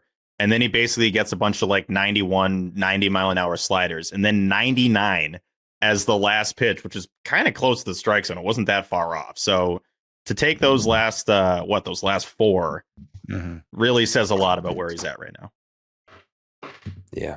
Also, everything just being shot towards the monster. That is exactly what you want to see out of Rafael Devers if he's going to follow in the pathway of a David Ortiz or something like that. We've seen left-handed hitters reach that next level when they can consistently shoot it off there. Give me all of that. That's the Rafael Devers I want to see. Question for the fellas. Did we think Bregman was walking it off? Because I kind of did. I did, yeah. Yeah. Felt that way. He's just Bases so loaded. severely concussed that I held my reservations. Well, That AB was pretty fast. The strike three, I don't think was any didn't reach home plate. Yeah, I see it here in front of the plate. Yeah, it's in the dirt. how about the OB call? Well, let's hear it. High fly ball left field. Good far back to the wall. It is off the green. Here comes the run. Bregman will score. And the Red Sox walk it off. They win it 5-4 in 10. What a comeback today. Happy birthday, Lou Maroney. The week of Wilyer. I mean, he's been one of the best hitter, if not the best hitter in baseball here in the first, 9 games. Comes in off the bench with a big walk in the 9th and finishes with a wall ball here in the 10th inning. He is absolutely on fire. It's a beach ball to this guy right now. That game probably felt over to a lot of St. Louis Cardinal fans, but the Red Sox rally. And what a way to do it in the 9th inning against a guy who doesn't walk people. One of the better closers in baseball. He walks 4 men. Chapman was brilliant. That is kind of crazy. Like when Helsley came in the game, I looked at Trey and I was like, this is fucking over. She's like, I was like, this dude's nasty. She's like, who? The guy in the box? I was like, no, the guy in the mound. He's nasty. Then he proceeds to just shit down the back of his pants. This guy? This is the guy that's nasty? Yeah. Jerry, Go. did you have any notes about 44 staring down the last guy he struck out? I didn't have a note about it, but I did have a tweet about it. Okay. I think I said something to the effect of like I don't think I'll ever get used to this. That's my guy. That's my guy, Chappie. Put your 4s up. I don't know. I mean, like I still am kind of like towing the line of like I don't think I can like I think it would be super hypocritical. It's very strange. Yeah, like it's very hard to.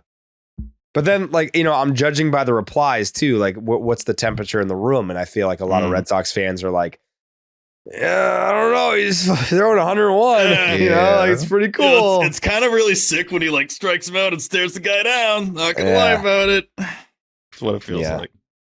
I'm still holding on strong. Where I just like even like my pals will text me and be like, "How do I react? Like, I don't know what to do." Like, do what you feel. I I tossed one out there because I feel you, Jerry. I just want to sense the temperature of the room with the 44 stuff. And I just said, I enjoy when my closer throws absolute gas and gives up no runs and extras. That's all. Put it in parentheses. That's always just kind of the whisper tweets. And the top reply, I'm scared that I'm enjoying 44. I think that's kind of what a lot of folks are at right now. And hey, he could walk a couple dudes. He could, explode. And then it's like, oh, this guy sucks. I think the first one he blows is like, I could have told you that's coming. All those people will come out. But, and I don't even blame him. It's an awkward feeling for sure. But just from a baseball standpoint, and this is what I thought when they signed him, there's going to be moments like that where he has a huge K, stares a dude down. It's like, man, it's pretty badass. And he's on our team. He's got the Red Sox jersey on. But all right, this is weird. That's what it feels like. Yeah. I'm still in there. I'm still in that realm of like, I think I can acknowledge, when he does the stare down thing and it's for the Red Sox, I'm like, pretty cool. Also, I didn't hear from anyone at the game. Is he still doing the song that we played? Play the song, because I in my notes I said the Chapman entrance kind of sucks. So I don't think it was. I saw someone tweet the opposite today. Like, it's electric. Okay. It was like it reminded me of the Verdugo walk-up song. Like, it's just kind of a Spanish song that's not like a hype up. It's just, I don't know. So then it's like, it's almost like a chiller tune. And they didn't do anything crazy because I was keeping a close eye on that. You're totally right. I mean, Chapman getting into that game or having to pitch in that game is a joke in game 1 of the series. But crazy. Yeah, they didn't do any kind of crazy stuff up on the board or anything. Huh. I wonder if that was like a Red Sox call. Feels like it. It feels like they're still trying to keep it pretty quiet that he's on the team. Yeah. 100%. Yeah. There's not, it's almost like he's not on the team. If you just go off the social approach, you'd think, right, like, wait, is that Chapman? Is he the closer? Like, shut up. That's kind of where we're at right now. Yeah. Like if Liam Hendricks was closing, there'd be 15 posts on the Red Sox social media. Like every single day. Every damn day. Like, that's not Chapman. That's just 44. Like, shut up. That's 44. Shut the fuck up. Yeah. Like, we just want the stuff that comes with like what he can do, but like we're just not going to acknowledge it. Yeah. It'll be anyone who threw that ball 101. Yeah. I don't know. I looked at the roster, just didn't see who it was. It's 44. They make him wear like a completely blacked out ski mask, like he's a gangland guy getting interviewed. And it's just like, could have been anyone throwing left-handed like that. Hey, he throws fast, so that's kind of cool. That's pretty good. Dudes down. Yeah, don't hate that. Anyway, we head to the bottom of the 10th. Moving on. Pitch clock. Yep. That was kind of nasty. All right. So the next half inning. Red Sox win 5-4 in 10 to improve to 5-4 on the season. Not going to lie. We do this for a living, and I did not know they had a winning record after that win. Because I think in my head during that game, I had kind of counted it as an L. It felt like it was not, when it was 2-2, it was not 2-2. I'm like, they're down like 6-2, basically. Well, I said I wasn't going to fucking do the Yankees lose video until they had a winning record, Steve. No, there you go. And that's when I figured it out. That's when you figured it out. No, I figured it out when I looked at the standings. I was like, oh shit, they're 5-4 on the game back. Yeah, it's kind of crazy. Steve, why don't you tell the people about Mac Weldon? I will absolutely tell the people. Well, I blow my nose. About Mac Weldon, because that's what I'm going to do literally right now. Mac Weldon, incredible products. And we can say that from experience because we have them. Fortunately, Mac Weldon has everything you need to stay cool, comfortable, and stylish regardless of the temperature. Their new tech linen line combines the easy charm of classic linen with Cool Max technology to help you look and feel your best all season long. I need that. I feel like we need that. Do we all run hot? I run hot. T, you run hot. Dude, right? I was sweating during that live show. You just couldn't see it because I had the ski mask on. No, I know. It was definitely hot down there, but it's because we were bringing the heat, and Dan Perrault was bringing the heat. But Mack Weldon keeps you cool. Explore polos, sweaters, hoodies, and more at MackWeldon.com and get 25% off your first order with code SECTION10. That is Section 10. My favorite thing about any Mack Weldon product is the fit. The fit's perfect. You just feel comfy. Again, you feel cool, very breathable. You feel cool and cool. You know what I'm saying, T? You know what I'm getting at, right? Baby. You totally get it. Looking confident doesn't have to mean calling attention to your clothes. Mack Weldon balances classic pieces with updated details to keep you looking sharp. They're not flashy, just classic, always in style and made from the world's most comfortable performance materials. That's honestly my favorite part. This is me just saying this directly to you, listener. It's super comfy. It's not over the top, which I don't like wearing anything that's too crazy unless it's a Reese's costume. And it's very, very comfortable. Casino Steve. Yeah, true. Casino Steve. And then I used to wear some crazy shirts. But outside of that, Mack Weldon clothes are designed to fit your style and the demands of modern life. They look like regular clothes, but feel like the latest in modern comfort. Give your closet a breath of fresh air for spring. Go to MackWeldon.com and get 25% off. This is a good deal. Listen to this one. MackWeldon.com. 25% off your first order of $125 or more with promo code SECTION10. That is Section 10. That's Mack Weldon, MackWeldon.com, promo code Section10. Wow. Look at that. Thank you, Steve. Mm-hmm. Hashtag thank you, Steve. Hashtag thank you, Steve. Sunday Night Baseball. Wow. Game 2 of a doubleheader. Red Sox called up Hunter Dobbins, T, for this one. First line here says, I have a boner for Hunter Dobbins. It wasn't going to have to do with Dobbins. First line here says, I have a boner. That has nothing to do with this game, but there you go. It says here, boy. Interesting. Yeah. Yep. Second line here says, I still love him. Donovan, RBI double. 1-0 Cards in the first. Next line says, Wilyer is going to Atlanta. I do fear. RBI single makes it 1-1 in the first. I tweeted this as well, and the number of people that were like, so you think they're trading him to the Braves? The All-Star game is in Atlanta. It's a tough look. You got to know that. Tough look for anyone that didn't know that. That's bad. You got to know that. You got to know what the All-Star game is. And then when I clarified, some people were like, well, when you say go to the All-Star game, you wouldn't say the city. It's like, no. Like when you do say the city. You do. Anyways. Carlos Narvaez is my Lord and Savior. Double in the second. What? Cora left the door open for him a little bit, talking about it in between the games today, where he's like, right now we expect him to play twice a week, but if he keeps hitting and he keeps doing these other things, that could change. And it feels like we're in the process of things kind of changing a little bit. So I think people were shocked when he started Friday and Thursday back to back. But he seems like he's Bueller's personal catcher. Okay. I'd love if he's everyone's personal catcher at this rate. I would say that's not going to help him. Yeah. Next line here says, thank you, Rafaela. RBI single makes it 2-1 Sox in the second. Next line here says, laughing my ass off. Jared only wants Bregman on the team because they're friends. 2-run double makes it 4-1. 4-1 in the second. Wilyer Abreu just clinched unanimous catch-up. 2-run double makes it 6-1 Sox in the second. We know that's not true. Holy shit. Wilyer Abreu with an absolute cannon. That was in the third. That has a star next to it, Steve. Yes, that deserved a star. See, now I'm picking up on the star system. That was totally a star throw. Yeah. I've seen more impressive throws in terms of like distance and time of game and whatnot. I don't know that I've seen a more on the money throw in my life. Like Bregman seemed pretty shocked.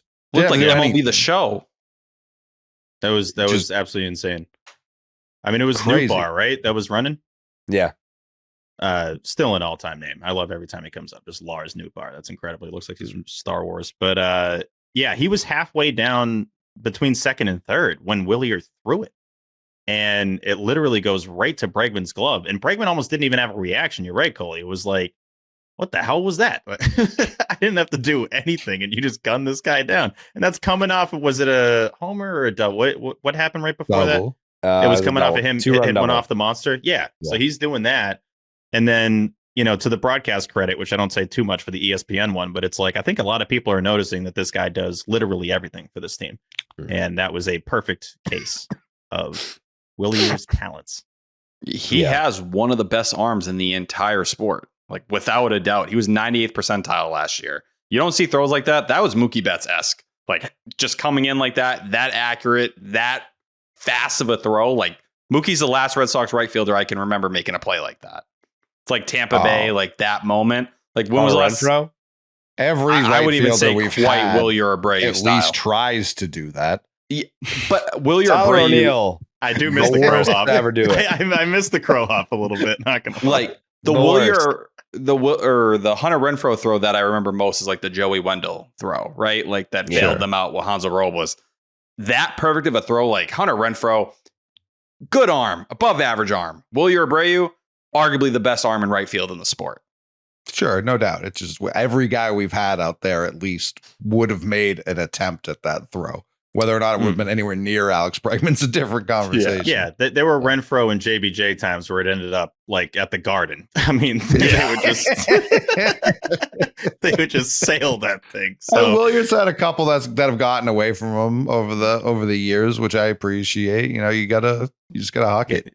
You got to air it out sometimes. But yeah, that camera angle was perfect too, because it just shows you exactly the path of the ball. And I'm like, I think that's the best throw, just accuracy wise, that I've maybe ever seen. It's in the running. The Ichiro one is number one, but like that Wilyer one is like, is it Guillen when he was on the Pirates? Yep. That's the one. I thought it was the Expos. Mostly sure it's Pirates, but either way, Jose Guillen has one that is on like from like the wall on the money. The Laureano one from the wall when he was on the A's. I don't think that took a hop. I think it was the home. Didn't he go? Cespedes had one like that with the Sox. I think Laureano went like left field foul pole to the catcher. I think you're right. Too. Cespedes had one in Anaheim from left field to home plate. Yeah. The Vlad Guerrero one too, right? Wasn't that was that Expos? Yeah. I think is that the one you were thinking of? Maybe. I just love Abreu because he has the accuracy that Renfroe lacked. Yeah. You just never knew with Renfroe.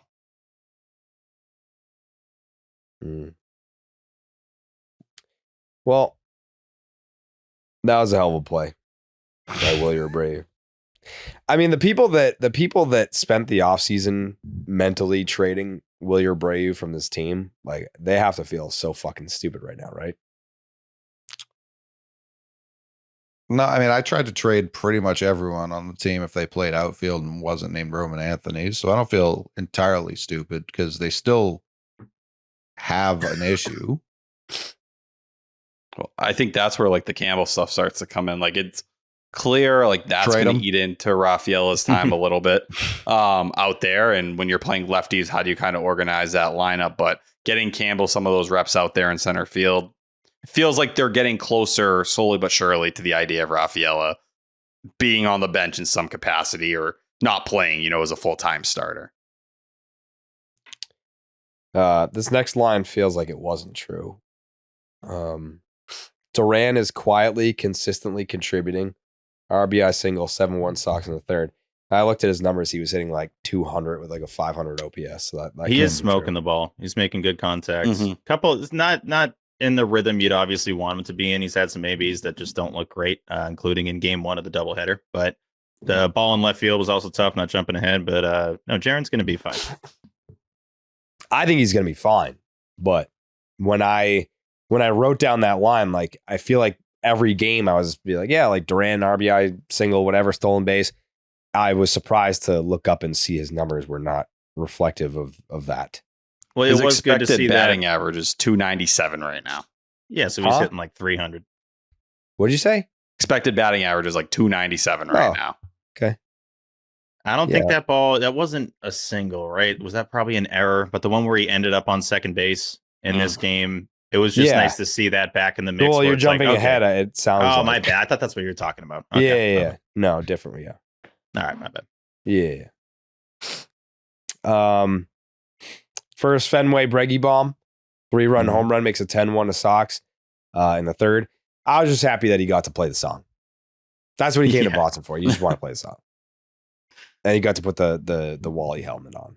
So you could tell he was very excited to put the head on. Like he like sprinted over, like, give me this freaking thing. That was awesome. And smoked it too. It wasn't a cheapie by any means. Dead center. That ball was crushed. Yeah, I was shocked when he hit it that way. I thought, oh, nice, another double, and then it just kept rising. Was this during hour 2 of the Jordan Walker experience? Yeah, it was. He screamed. Yeah, he goes back, and the ball's just going out of the ballpark when it happens. Dude, I'm gonna miss this. I'm gonna miss these interviews. Whoever gets Sunday Night Baseball next, I hope they do this because. And they had alluded to it. It did feel like this was going to be a 1, 2, 3 and like a 1-minute interview. And sure enough, this was like the worst 10 minutes of this guy's life. Yeah, that was tough. He was in the mix on every play, too. We just kept peppering balls to right field. Gassed. And he was gassed doing like nothing, just doing a little jog. He's like, oh, all right, let me keep talking. When we ran Mikolas out of the game and they went to commercial and came back with more Jordan Walker, I said, you guys had the perfect chance to let this poor guy stop. And you brought him back. Hey, check this one out. He couldn't even get he wanted to just have a combo. I don't even know if he was fully answering the questions. He was just kind of like, all right, my mic's on, it's cool. I'm playing right field and some of the fans are chirping me and I used to be third base. And I think he got the sense that the inning was probably going to fly by. They gave him the fan question because they probably thought it was about to be over. And then the Sox scored 7 runs. He put himself into plays that he probably didn't even need to be in, by the way. There'd be a ball smoked to left and he starts running. I'm like, bro, you don't need to run. I know you're probably trying to look, I'm active out here. I'm constantly moving around. But that was very funny. He was out of breath. The Sox didn't let up. They're like, no, we're going to keep hitting it to you. You're going to be gassed this entire time. He was like, I can't give you guys the scouting report. I can't remember who entered the game as the Red Sox are just teeing off on the guy anyways. He's like, no, I don't want to reveal any details about what he's throwing out there. But it's funny because when these guys in the field know their pitcher does not have it that night.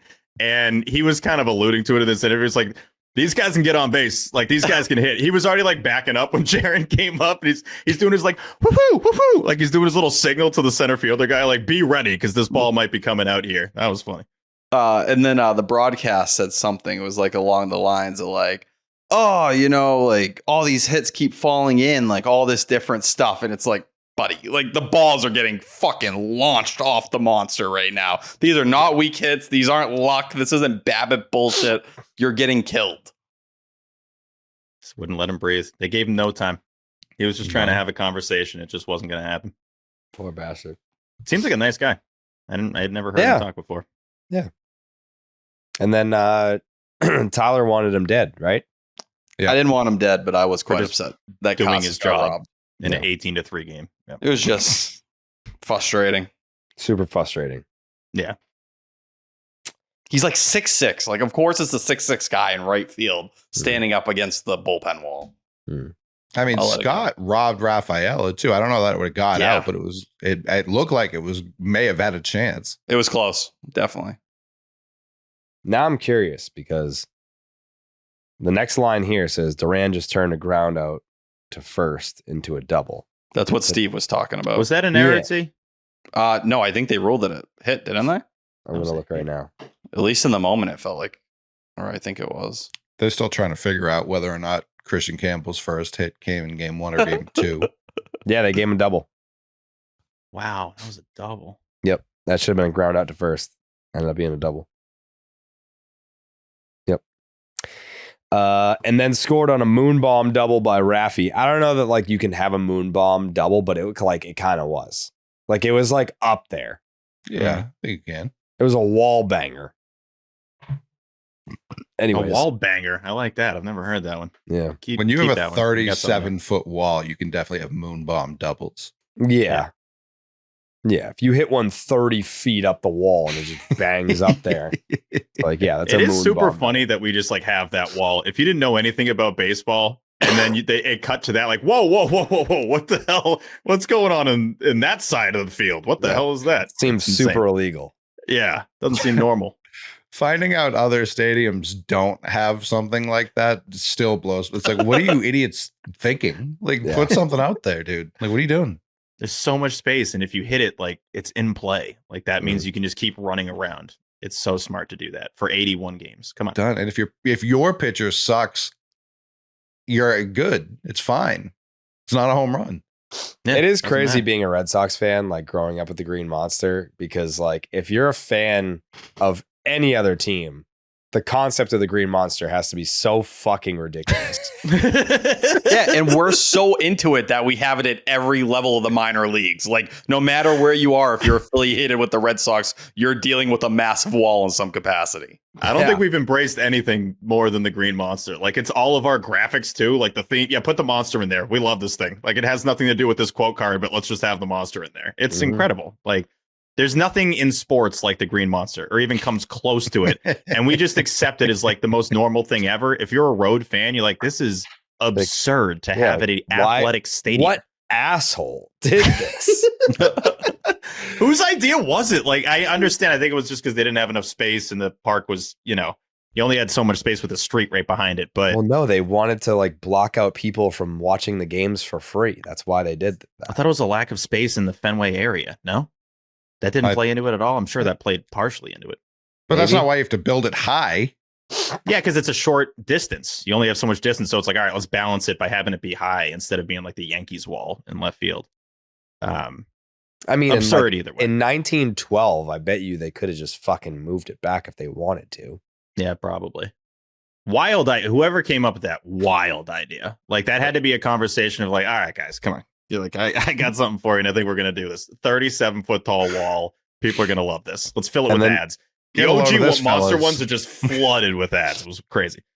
Right down the left field line, 290 feet. Right down the right field line, even shorter. Dead center, farther than you've ever seen in your life. It's called the triangle. Yeah, what's your favorite shape? Triangle. We'll make it like that. All right, there you go. And it'll be 420, and everyone will love it. Bizarre dimensions. Yeah, the dimensions are fucking insulting. Crazy.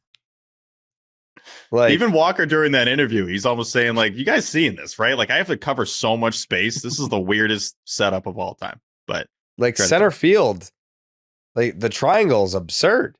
It's crazy. That must be a nightmare. It's my favorite. It makes no sense. It makes almost less sense than the monster.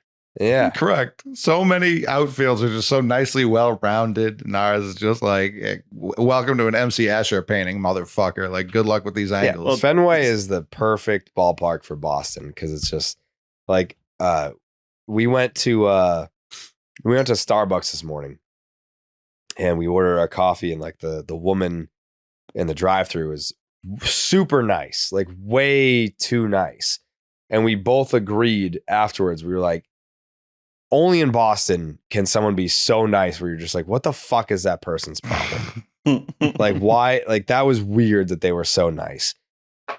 Fenway Park dimensions, it's perfect for Boston. It's just like, fuck you. Fenway Park, fuck you. Like, we call it friendly Fenway, but really, like, you look at the dimensions and it's like, welcome to Fenway Park, go fuck yourself. We got a giant wall out here. We got a triangle 420 feet to center.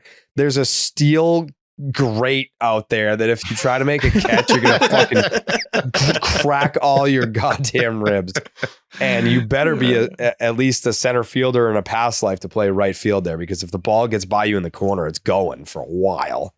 Yeah, so, and you might flip over in the bullpen and land in the middle of a bullpen session and have to get picked up and carried out. Yeah, was it Austin Jackson that had that like robbed homer of Hanley Coco or something? Did it before. Yeah. Rafaela Abreu jumped into the stands last year, just the regular stands. Yeah. I don't know how he didn't fresh die. off of injury. We talk about that Bregman hit face for. I don't know how Wilyer didn't die. Like how every bone didn't fracture. There was no one in those seats, and he just dove right into it. I forgot about that. That was crazy. Yeah. And it wasn't. I think Matt Damon was in the booth with like Ben Affleck. That was a random ass inning. like in the right field, the wall is so short everywhere but left and center. Like so many ground rule doubles, even this series, but obviously like the Tony Clark one, like those aren't ground rule doubles anywhere else. Those walls are so short compared to everywhere else. Yeah. Even when you were out there, like as a kid being out there for batting practice, I'd almost feel like I'm like too close to the field. There should be more protection for me, like as a fan, just trying to catch a ball. It's crazy. Duran, it was John I. Taylor, by the way, the owner in 1912. And yeah, it's the privacy thing. They wanted more privacy for create privacy between the field and Lansdowne Street. So and to keep more balls in the park, so they didn't have to like fetch the ball. We got to go get the ball. There we go. Buy more baseballs. Yeah, they're expensive. It's going to cost us a lot. Let's make a big wall. I'll keep it in the park. You see? Wild, crazy. I love it. It's the dumbest thing ever, and we love it. What else we got? Narvaez needs to play every day. If we're a serious franchise, RBI double makes it 12-2 in the 6th. Can I add something to that? Yes, please. That play with Dobbins in the first inning to get the pickoff that kind of got him back on track. Narvaez was the one who called for it. So another spot there where you're talking about the difference a guy makes. That's the second guy he's basically got himself, in his few starts this season. Between that and first base, it's not something Connor Wong does. I lean into this guy looks like this, or like the vibes of sort of just like the eye test way too much, but Narvaez looks extremely comfortable. Like he looks like he's been the catcher for a long time. He looks like the starting catcher of the Red Sox. Connor Wong does not. Connor Wong looks like he's never played baseball. Yeah. Yeah. Perfect backup catcher. How is Connor Wong forgetting the strikes? Like say what we want about Connor Wong and how much he's sucked and it's 2 outs and he's going to be a guaranteed out and all that. I don't peg him as the guy that's going to be holding up the 3. Like, wasn't it 3 strikes? Like, he was arguing with Flores at first base. Like, he was going to be like, you know what? You're right, man. You nailed it. Yeah. You're like, right. What are you saying? You're out, but like, you're right. It's like, no, you were obviously wrong. The wide angle makes him look so bad, bro. And he's just standing there and it's like, Connor, come on. Like, Raffy knew. Like, you got to clean that up. Yeah. Narvaez time. Next line, very solid debut for Hunter Dobbins. 5 innings, 8 hits, 2 earned, 2 walks, 5 Ks. What do you got on Dobbins, T? Yeah, I think the big thing was the 14 whiffs, 6 of them on the curveball. He topped out at 97. He gets as high as 99. But when you're talking about Hunter Dobbins, this guy pitched 5 games at AAA. 5 games. 4 last year, 1 this year. So when you're talking about a guy developing and kind of getting his feet wet, Richard Fitz spent almost all of last year, like 23 or 24 starts at AAA. Quinn Priester's been up and down AAA in the big leagues for years trying to figure it out. The fact that you got Dobbins to show up in this spot, missing bats, and that hasn't always been the easiest thing for him. The K per 9 is usually in that 8 or 9 area, but he went out there with the slider and the curveball getting 6 whiffs on its own, man. That is exciting. That's the kind of stuff that shows you he is not just a 5th starter or 4th starter. There's a ceiling there where he could get up to being a number 3 starter. And I hope this is the start of, them getting him into the mix. I still think he needs a couple months down at AAA, but for your first taste and to hold your own like this, it was about as good of a debut as you could ask for a guy who's barely pitched at AAA. Yeah. What was I going to say about Dobbins? He's not in the top 10, right, for the org? He's 12. Yeah. But yeah, I knew he was. If he wasn't top 10, he was sniffing it. Fitz is 11 just for comparative. Sandlin's at 8 now. Connolly Early's at 10. Doesn't Sandlin profile more as a reliever though? You would think, because the stuff doesn't usually last to the 4th or 5th inning, but his stuff on its own, 101, absolutely filthy breaking ball. It's stuff that, like, if you can maintain it over 5, there should be something there that has even a higher ceiling than maybe that of a mid-rotation starter. Yeah. He just hasn't been able to consistently do it yet. Yeah. Had a really good first start to the season, though, the other night. Infield RBI single for Duran. This feels like bullying. It's 13-2 in the 6th. Devers bangs another double off the wall. 2 RBI on that one. 15-2 in the 6th. That was his 4th hit. We mentioned earlier how he's up to like an 820 something OPS now already. Bregman RBI double. My hands hurt. 16-2 in the 6th. Just scored a run on a pass ball and an infield hit. This is brutal. 18-2 in the 7th. Who cares that the Cardinals scored some runs there? I said that was fun. Red Sox 18, Cardinals 7. It's a W. 6-4 on the season. That's a sweep and catch up. Half a game out of first place. Half a game out of first place. There you go. The pass ball run was my favorite run of the game because they were like, if I get thrown out, it's fine. Campbell was yeah. Campbell like basically crossed home plate and apologized. Like, I'm so sorry I have to do this. But, like, the guys had to, I'm still new here. Yeah. Like, I'm trying to stay in the big league, so I got to do this, but you guys suck anyways. That was fun, man. That was a really, really, really fun game. And, I don't want to compare this lineup to ones that we grew up with. Those are obviously some legends that were on those teams, but it just had that feel of like the next guy up is going to get a hit. It's, you're going to keep this going, keep the train moving, and constantly putting pressure on. Michaelis kind of sucks too. It's not just here. Like, I think he gave up the most runs of baseball last year. He just gets rocked. But again, this has the feel that it could be the best or one of the best lineups in baseball. And we had hoped for that, before the season started. Spring training, you see it with some guys, not with everybody. But what happened at Fenway tonight, I expected that this summer. I didn't think in early April, and the weather's just been bad. It's going to suck. It was great for opening day, which is awesome. Very thankful for that. But if they're hitting like this when it's like 40 degrees, I can't wait for what it's going to look like when it starts to warm up. It feels like you've reconquered Fenway Park as your own ballpark again. And I think that was one of the biggest steps to you being a playoff performer and being the team that you need to be. Because for years, really, the roster wasn't constructed to dominate at Fenway. With a guy like Alex Bregman, who's right in the middle of it, one of the best Fenway performers we've ever seen. I think who put out the stat during the game today about the history he made? It might have been Sarah Lings that put it out there. I saw Jay post some Bregman stats too. Yeah, it was crazy. Most extra base hits in his first 24 career games at Fenway Park. He's number 2 behind Travis Hafner. Like, that's how ridiculous he's been at this ballpark. He's beaten all the slow start, like, allegations that have followed him throughout his career. This should be a team that bullied him. Yeah, I was going to say, Jared's like, don't do a slow start because you normally suck. And then he isn't. Like, you should dominate at Fenway this year. This should be a place where teams are scared to come and face you. And that's a good feeling again. And that's what it felt like tonight. Like, that's really what it felt like. I was just smiling watching the game. I caught myself like cheesing. I'm like, I'm having a ton of fun. This is incredible. Just feelings we haven't had in a long time. Not even overdoing it, getting cheesy or anything like that. Like, this tonight mattered a lot in terms of what this team's capable of. It kind of showed you what the ceiling of a game can look like and beyond. And it's got to have you pumped up. I'm pretty happy. Oh, I don't like to act like I've been at Fenway Park all these years or anything like that, but thank you. It felt like I saw a lot of people, and you guys can speak to it better than me, that said that home opener crowd, people staying late and being that kind of excited energy immediately from the first pitch into it hasn't existed at least since 2021 or maybe even before that. And to see multiple people bring that up and say that who were there all the time, that stood out to me in a big way. I don't think people are dramatic with that either when they're saying stuff like that. Like, I don't throw that out just to say it and be a prisoner of the moment. The roar of the crowd, it's matched with what the expectation for the team is. It's like, we hope he goes deep. And then he goes deep. Oh, my God, this is incredible. Like, Wilyer is still the greatest player on the planet. He got MVP chance tonight. And that wasn't even crazy. That wasn't even like, we love our guy, MVP, LOL. It's like, no, like, this guy's an MVP candidate right now. I know we're only 2 weeks into the season, but it's just...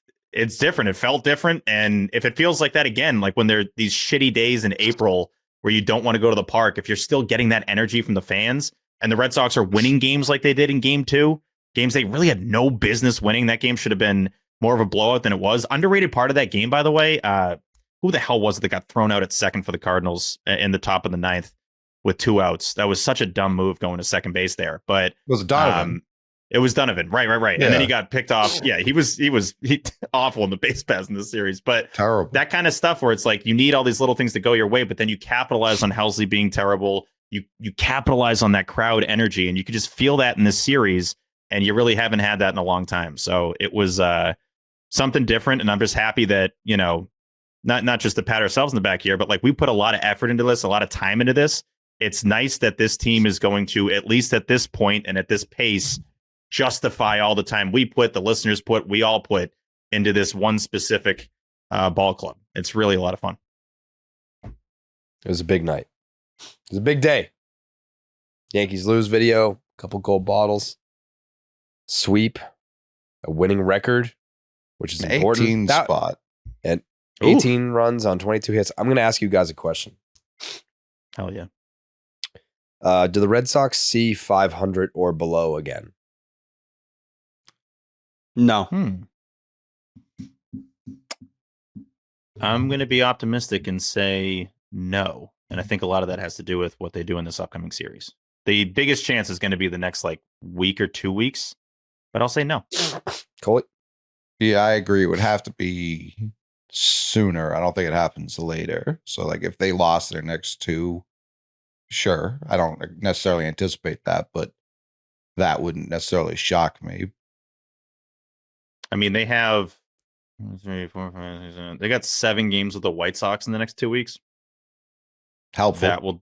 That will definitely help. You got the Rays Struggled against them there. last year mightily. No, true. Actually, that might be bad. They don't got Crochet no more though.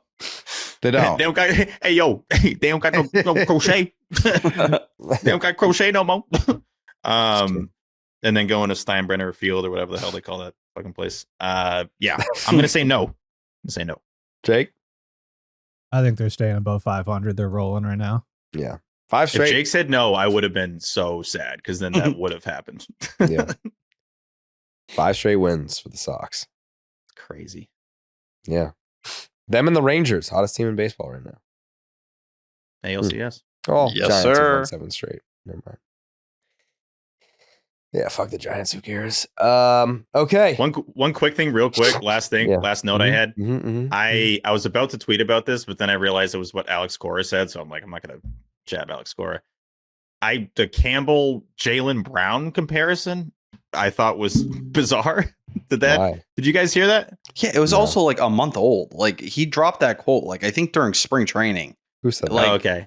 And I was just at least for me, it got radio play when it happened because obviously it was a way to cross sports or whatever. But I was just it just felt like everything they did on the national broadcast was from other interviews. And they're like, best question from there, best question from there. Let's fuse it all together. That is typically what they've done over the years. I mean, the thing they did that was original tonight was Carl Ravitch was fingering a bat. I thought that was interesting. That was real wild. That happened. I'm like, he's still doing it because typically that'll happen. You're like, oh, whoops, I'm realizing what I'm doing. Let me take the hand out there. Who says knuckle deep doing anything that is not sexual? You never use the term knuckle deep. He just kept that going. But no, I hadn't heard the Jaylen Brown thing, and I was just sitting there thinking that's a hilarious comparison. But yeah, just that caught my ear, if that's a phrase. Back to you, Jerry. Yeah, it sounded like the Cardinals could have used some better help in this series, Steve. Definitely sounds like they could have used some better help off the field and on the field. Mm-hmm. Yeah. Better help's incredible. Yeah. You have used BetterHelp correctly, correct, Jared? I've been had using BetterHelp. You've done Ben had using it, yes? Yep. BetterHelp is the absolute best. Let's talk numbers. Traditional in-person therapy can cost anywhere from $100 to $250 per session, which adds up fast. But with BetterHelp Online Therapy, you can save, on average, up to 50% per session. With BetterHelp, you pay a flat fee for weekly sessions, saving you big on cost and time. Therapy should feel accessible, not like a luxury. With online therapy, you get quality care at a price that makes sense and can help you with anything from anxiety to everyday stress. T, you got anxiety to everyday stress? Yes, extreme. Your mental health is worth it, and now it's within reach. With over 30,000 therapists, BetterHelp is the world's largest online therapy platform, having served over 5 million people globally. Is that a lot of people, T? Yeah, more than I can count. It's convenient, too. You can join a session with the click of a button, helping you fit therapy into your busy life, plus switch therapists at any time. You got a busy life, T? Way too busy. Your well-being is worth it, T. Visit BetterHelp.com/rocket. That's ROCKET today to get 10% off your first month. That's BetterHelp.com/rocket. That's what people call me. Mm-hmm. Yeah, they do. Mm-hmm. See, you know why a strikeout is a K in the scorebook? No. Want to take a guess? Because there's a K in it. Hmm? In strikeout, there's a K. Bless you. Bless you. I want to die, dude. You're decreasing rapidly. Yeah. Yeah, I've been sick for a month. Take the coat off. Is it because it's the last letter in struck? Yeah. Yeah. That on Google. Yeah, I did. You want to hear another Will Fleming call? Please. Of course. 2-2. 7-1 Sox. Looking to totally explode this thing. Bregman waits. Here's the pitch. And it is high in the air. Into center field. At the track. At the wall. Gone! Bregman hits his first Fenway homer. And it is 10-1 Red Sox. I don't know if fired me up more. The bullet to center or your call right there. That was sick in so many different ways. We had such a good view of this. Dead center. That is just Alex Bregman as he throws on the Wally head. Let's go. That is so fun. This place is on fire right now. Just bottle this up and carry it through the season. Love that. I noticed that I think Middlebrooks wants to yell, but he doesn't want to get too crazy with it because like Will just yelled, so maybe he doesn't want to do like a yell followed by a yell. Yeah. But I do think, I think Will, well, you got to say Middlebrooks here, that both Will is getting more comfy with this, and it's a good combo. I never would have guessed that they're a good combo, but they're pretty good together. I got to get Oh, shout out Will Middlebrooks for bringing up Alex Wilson a ton today. Need more of that in my life. I need Hogdale's call the Wilyer walk-off. Oh, big time. Fernandez the pitch. Swung on, lifted, left field, high and deep. This is going to carry. That's going to bring up the monster. Woodward will score. The Sox, they fucking walk it up. Fucking let's go, boys. The Sox, Wilyer Abreu bangs it off the fucking monster. And the Sox win the first leg of the doubleheader. Let's go.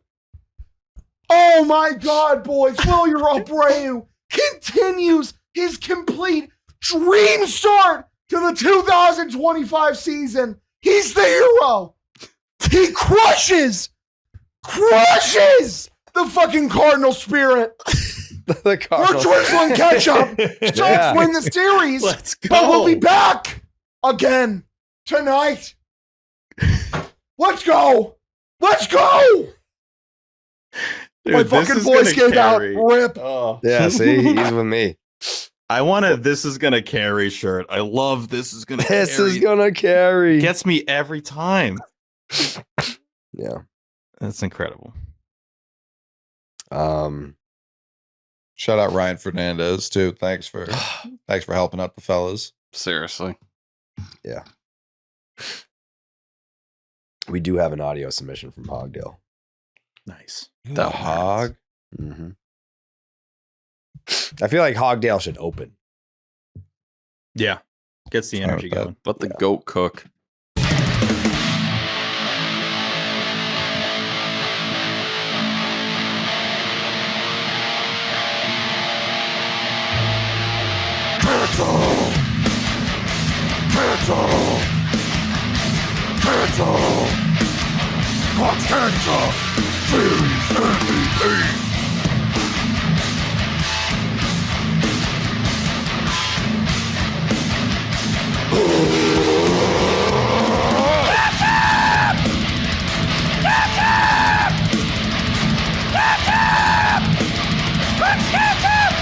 Series MVP. Series MVP. The Clark's Ketchup Series MVP brought to you by Clark's Ketchup. Drizzle that ketchup.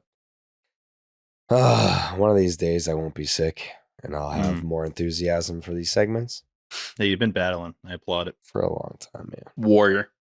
I'm just done. I'm done with it. Okay. I think we all know who's gonna win this one, but we still gotta play it out.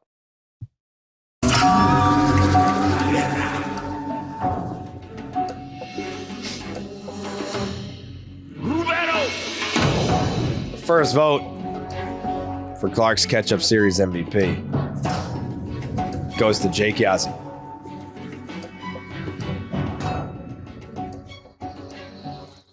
Yeah, I mean it's obviously Wilyer. think a lot of people deserve Packets. Raffy, big game. Packets there. I think Helsley, 4 walks. He deserves a packet too. But yeah, Wilyer gets the catch up. Rafaela. Yeah. There's a few guys that deserve packets. Breggy. Coley, are you going off the grid here or no? No, I mean I've a couple packets, not just like one packet for Devers. If I'm reading what you're saying, Devers is someone who maybe got some votes, turned it around in a big way. That's where the lineup is imposing. If he's going to go strike out every time, it's not the same lineup as it is when he's 10 for 17, tearing the cover off the ball, doubles, homers, walks, doing all that.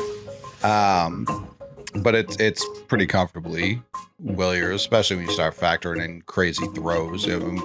Steve brought up the Donovan out as well. Like that was also him just relaying it incorrectly. Steven?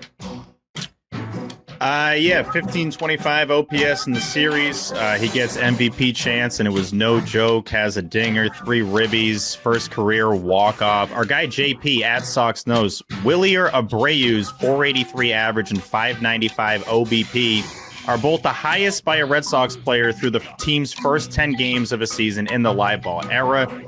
Yeah, he's Wilyer Abreu. He is an absolute stud. He's doing literally everything in his power to carry this team right now, along with a lot of the other guys in the lineup and on the mound. But he's been incredible. And every time he comes up, you expect him to do something. He's smoking the ball. The exit velo is crazy. If you want to see a bloodbath, go to the Wilyer Abreu Baseball Savant page. It is incredible. Packet to Wally for the head celly. Shout out to that. Big weekend for Wally. Packet to Raffy for turning it around here and looking really good. But Clark's Ketchup Series MVP is obviously Wilyer Abreu. T? I'm definitely going to have to go Wilyer Abreu as well. And I think you guys have all stated in different ways how great he was in the series. I think the other context is he's having heavy legs. Cora talked about it before the game. He's feeling it a little bit from having a short spring training. I think it just means he's tired. Like he's feeling like, feeling a little sore or whatever. So the fact that you're doing all this, you're making Red Sox history. Hell, you're coming off the bench when you're supposed to be resting to not only draw a big walk in the 9th, but walk it off as well. That just shows what he's kind of contributing to the team, the example he's setting, and body be not, it doesn't matter to him. He's going to be Wilyer Abreu and dominate. That feels like a reason for him to get catch up. Yeah. This dude hit a walk-up with heavy legs, Jared. Yeah. Come on now. Yeah. Pushing through, fighting through. Obviously, it's Wilyer. The dude has showed up in a big way for the Red Sox to start the year. Not that he was the only guy that had his name in trade rumors, but, when you spend an offseason potentially looking at it that way, it's not always the easiest to get geared up for the season. Feel like you're a part of the boys, but he's one of the biggest part of this team to start the year. The throw, incredible. The walk-off, and then following it up by even his outs are loud. Same thing with Campbell. Campbell has loud outs. Wilyer has loud outs. So my vote for Clark's Ketchup Series MVP belongs to Wilyer Abreu. Now, without further ado, the first ever audio submission vote from Hogdale. Gentlemen, hello. It is I. It's fucking Hogdale. I'm here. I heard the feedback. Understandable. You don't want text submissions? Well, guess what, motherfucker? I'm a man of the people. I oblige.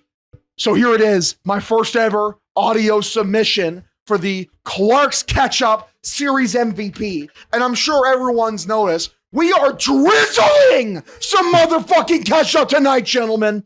We are absolutely drizzling. The Bostonian Red fucking Stockings came out and they crushed the spirit of the St. Louis Cardinals, and then they took a barbed wire baseball bat and beat them within an inch of their fucking lives, and we're here for it.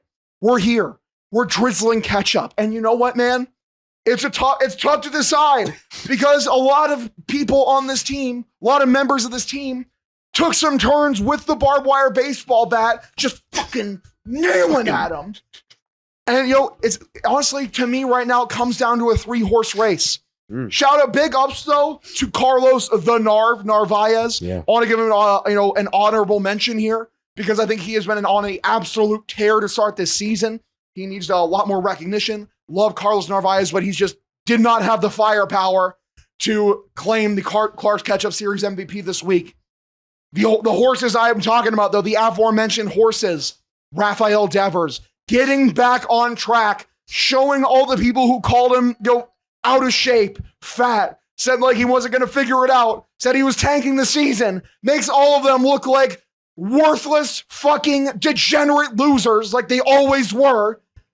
And I can't be more than happy for it. Fantastic today. He was very good this entire series, but he's not my pick for catch-up. The other guy, the second of the 3 horses, Alex Bregman, who he went nuclear in fucking game 3. 6 RBIs. He was solid the rest of the series as well. Did the thing with the glove as well. All the stories about Bregman hitting at Fenway Park were all proven more than true. But he's not my pick either. Oh, my pick is what my friend, friend Justin MLB said. He's baseball Jesus. He foresaw this. Wilyer fucking Abreu. This man is a deity who walks among us. OPSing like after this game around 1,700, 1.7. He can't be stopped. He had a walk-off hit this series. He was great in all 3 games. He was tremendous defensively. So my pick for the Clark's Catch-Up Series MVP, it has to be Wilyer fucking Abreu. okay. All right. Hogdale's first vote submitted. Great pick. Wilyer Abreu. So he's unanimous to this point. Next up. TC says Wilyer Abreu.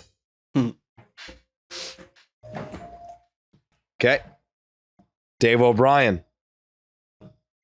OB. No brainer. Wilyer Abreu. I guess now we're all just wondering who's the one person that didn't vote for Wilyer. Jemai Webster did not answer. Damn.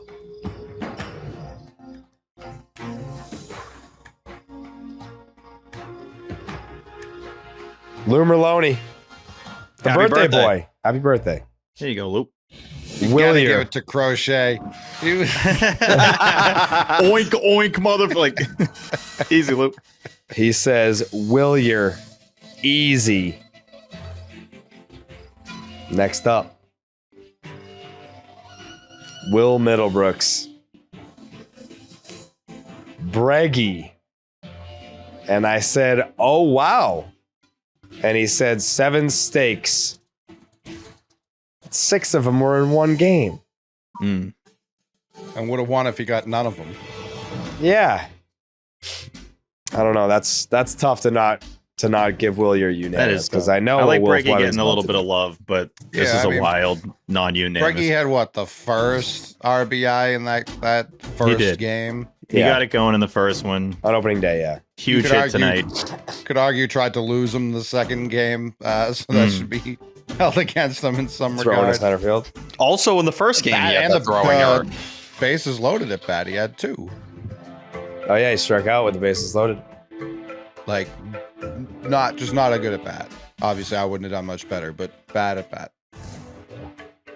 Well, here we go. What the fuck is up, fellas? I'm sitting in the first base dugout with the Wally mask on just to keep my ears warm. What a day today was. I'm not going to take too much of your time. I've spoken for 8 hours today, along with Will Middlebrooks as the Sox beat the shit out of the St. Louis Cardinals. I think this is such an obvious catch-up choice. But what's really cool about it is that In almost any other series, in any other year, in any other universe, you can make a huge case for a lot of other people. I mean, our first Breggy bomb at Fenway in a Red Sox uniform, what a bomb that was. Raffy Devers is absolutely locked in. You get a kid winning his major league debut with, obviously, a lot of help from the offense. But this is the biggest fucking no-brainer that we've ever had in the history of Clark's Ketchup. This guy's Lou Gehrig. He's Babe Ruth. He's the best at everything right now. Thank God that Craig Breslow held on to him.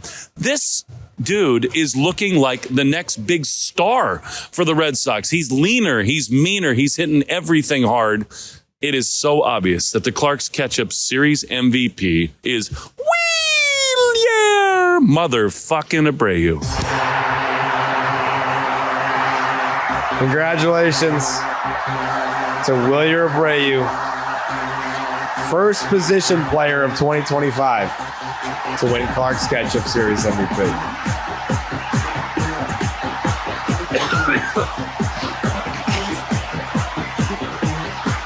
My newest Instagram follower. That is one for Wilyer Abreu and one for Garrett Crochet. Jake, we got to figure out how to fix that. Yeah, what's going on there? I don't know. They just keep looping. I don't know what's going on. I don't know how to fix it. I'm dying, though. I would love to go to bed. Yeah, let's cook right now. Yeah.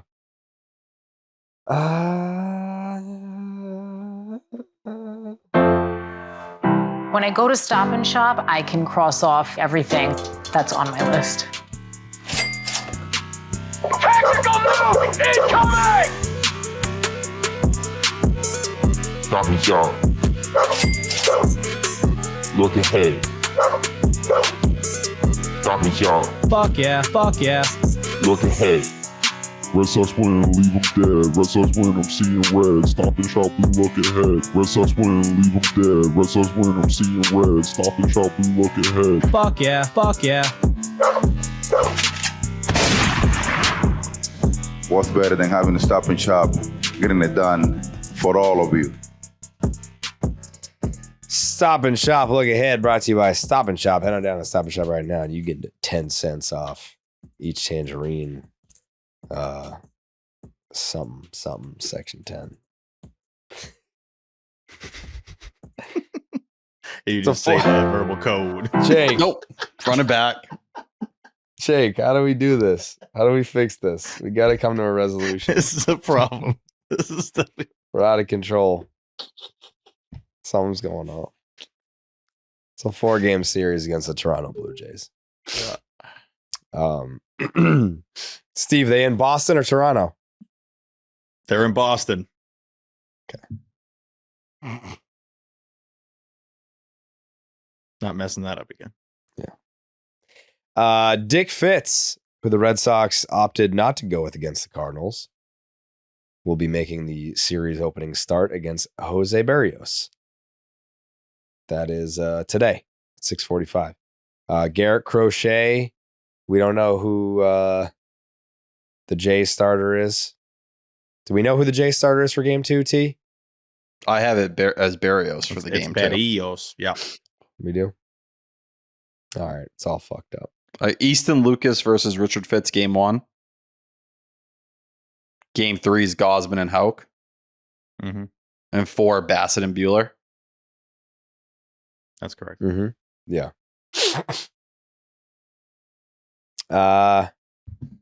All right, Dick Fitz. Wait, hold on.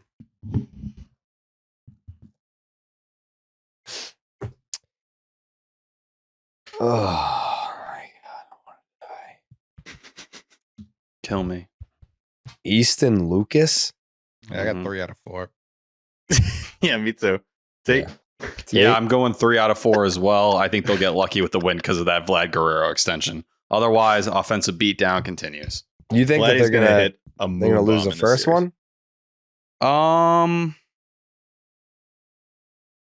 No, I think Richard Fitz can outduel Easton Lucas. Give me a loss in the Walker Buehler, Chris Bassett game. Ooh. My request of the series to the Boston Red Sox is that Walker Buehler has a really good start. I really like Walker Buehler. I love that he talked about Pirates Cove on here.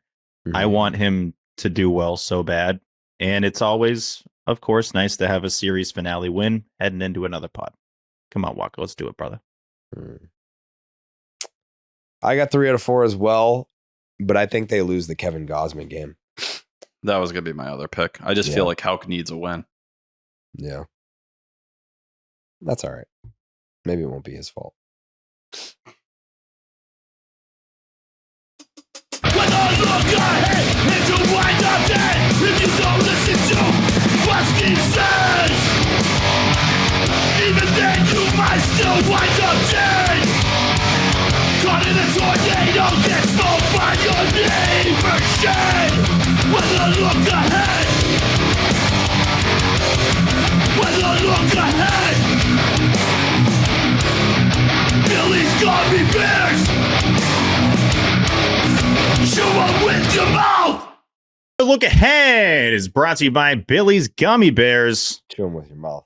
You chew them with your mouth. Game 1 Monday. I've been mentioning it on here, but get there early if you're trying to get a Jarren Duran All-Star Game MVP bobblehead. One thing I'm kind of bummed about is that it is not the Garrett Crochet debut as it initially was looking like it was going to be. That's going to be Fenway debut. That's going to be on Tuesday. First pitch, 6:45 p.m. Eastern time. Feels like this is the first time they're kind of testing these out here. At Fenway Park. It'll feel like 32 degrees at first pitch, and there's a 40% chance of rain. That looks awful. Game 2. This game in, Steve? Yes. Game 2 is Tuesday at 6:45 p.m. Eastern. Bless you. Bless you.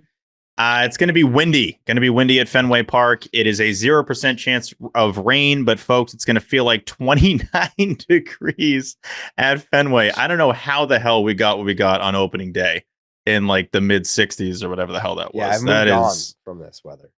It's crazy. Game 3, Wednesday, 6:45 p.m. Eastern, partly cloudy. Feels like 38 degrees at first pitch. No, not even close. 0% chance of rain. So at least Tuesday and Wednesday are going to be dry, but they're going to be cold, just like Monday. Game 4 series finale, 4:10 p.m. Eastern, gets a little bit warmer, Jared, but it's 50 degrees and cloudy. 9% chance of rain, but I don't really expect that to happen. Only concern for rain is in game 1.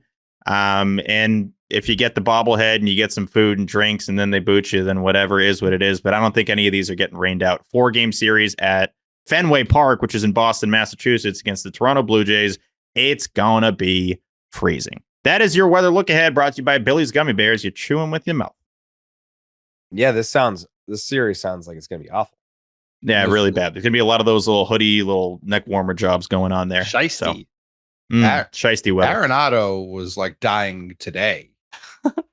I know. He had multiple things on just to protect his head. I can't imagine if he had to play this weekend or this week rather. I gotta say, I know I've had some issues in the past looking up the wrong city. I did a triple take just to make sure this was accurate. It is Boston. It looks very bad. But Steve said, "Don't worry about it." No, I just said dress warm. I'm saying like rain wise, don't worry about it. I'm not going to get a Saturday situation. Hopefully. T, final thoughts? Just 2 quick ones. Brian Bayo made a second rehab start today. 3 1/3, 4 hits, 1 earned run, 4 Ks, 1 walk. Only got up to 56 pitches. Looked like he's probably going to need 2 more starts instead of just 1. But Bayo was up to 97, so you're seeing the velocity that, when Bayo's been at his best that he's had. On the other side of things, Franklin Arias just absolutely tearing it up to start the year down in Salem. He's hitting 583, 643, 750, 1393 OPS right now, just a doubles machine. I think he's going to be that, once the big 3 comes and goes, a lot of the eyes and attention are going to go to him as he moves up the rankings there. So Franklin Arias showing that the hype and being a top 100 prospect is worth it right now. Steve, final thoughts? Yeah, Red Sox doc on Netflix comes out on Tuesday. Be on the lookout for that. The 10 is on the doc. Jared would know more about how much we're on there than I would, but at least our voices were in episode 1, and hopefully our faces make it, that would be really cool. Get ready for a interesting Tristan Casas. If you have bad feelings, good feelings towards them, like we've said before, they'll grow stronger after watching this documentary. I'm sure there's some interesting stuff coming up on Netflix with this 8-parter. And while you're there, obviously The Residence is still on Netflix because it's taken over the platform, and Dan Perrault is obviously the lead in that show. I'm trying to get to as many Woo Sox games as possible. Just wanted to say that so that I can like hold myself to it, because we only went to Section 10 night last year. I want to see the boys. I want to see Marcelo. I want to see Roman Anthony. Who knows how long they're going to be there in Worcester. And lastly, I let the movie celebration, the cinema celebration, sit for a couple days. I just want to like kind of soak it up this weekend, and I like it a lot. I think it feels right. It's an easy one to do. I know other celebrations in the past, guys have messed up. You can't mess this one up. So I think it fits with this team, and I am still just very excited about the Wally head. That's like my favorite part of the weekend, on top of them obviously completing the sweep. There you go. Coley? The cinema works well, especially since we know they're walking around with the 8K in the dugout and in the clubhouse. Like they're going to 8K it up all season long, which I respect wholeheartedly. Outside of that, no. Okay. Jake's takes. Shout out to Hogdale for always keeping his mic volume at like 7,000. It's exactly where it should be at. Honestly, even turn it up a little bit more, but great work. He's the best. I do feel for his mic. Yeah. Thing is getting beaten up. Yeah. It's wearing it. Tyler? May I add a secondary thought? Sure. Lots of John Henry love the last 24 to 48 hours. Sean McAdam had a piece saying that he's seen Henry as of late around the team more than he has been in years. And then on the ESPN broadcast, they mentioned essentially that a lot of John Henry's friends have been saying that like his love for baseball was reinvigorated and has come back recently. And, you know, it's kind of showing with the Red Sox getting this positive PR and making these signings and, you know, the future becoming the present, really. So I don't know. Seems like maybe what people wanted so badly out of John Henry in terms of change is starting to happen a little bit. Love that. Love that. Yeah, Netflix, April 8th. Residence, March 20th.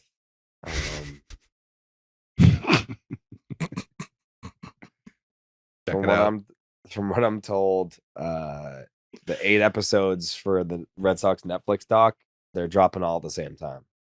Yeah, I wanted to ask, this is going to be interesting because like we're already going to have so much to talk about in a 4-game series. Do we expect us to like fly through these by the end of this series for that pod and have reactions to it? Or it's gonna be 2 days to watch 8 episodes. Maybe we do 1 through 4 and then 5 through 8. Okay. Call it. I think we should save them randomly throughout the season for when the team does stuff we don't like. So we can just be like, so episode 3. What do we think, boys? I don't hate that. All I'll say is there's one episode that people are going to be talking about it. Mm-hmm.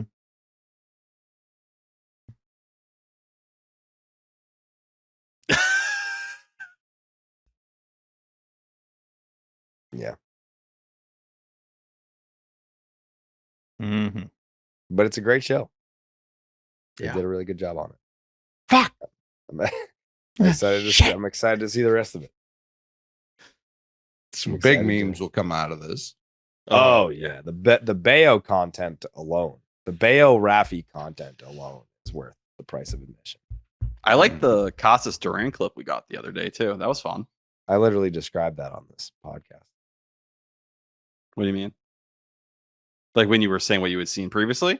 Yeah, I think I said like there's like a really funny scene with Duran and Casas. That was it. I'm surprised that they spoiled it because I haven't seen 5 through 8, but watching 1 through 4, that was like the funniest thing was that scene that they already put out. But he was given Talon vibes from Laguna Beach. I know you thought that, right, Jared?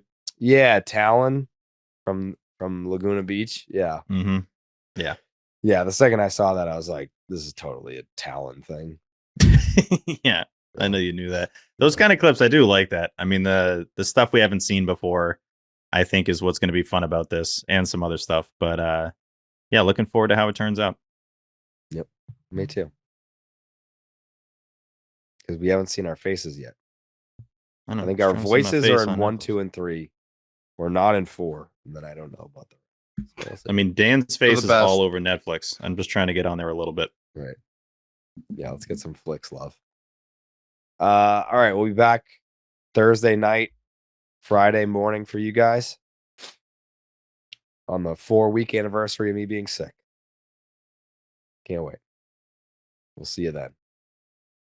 Ba-doop, doop, doop. Buenas noches, amigos.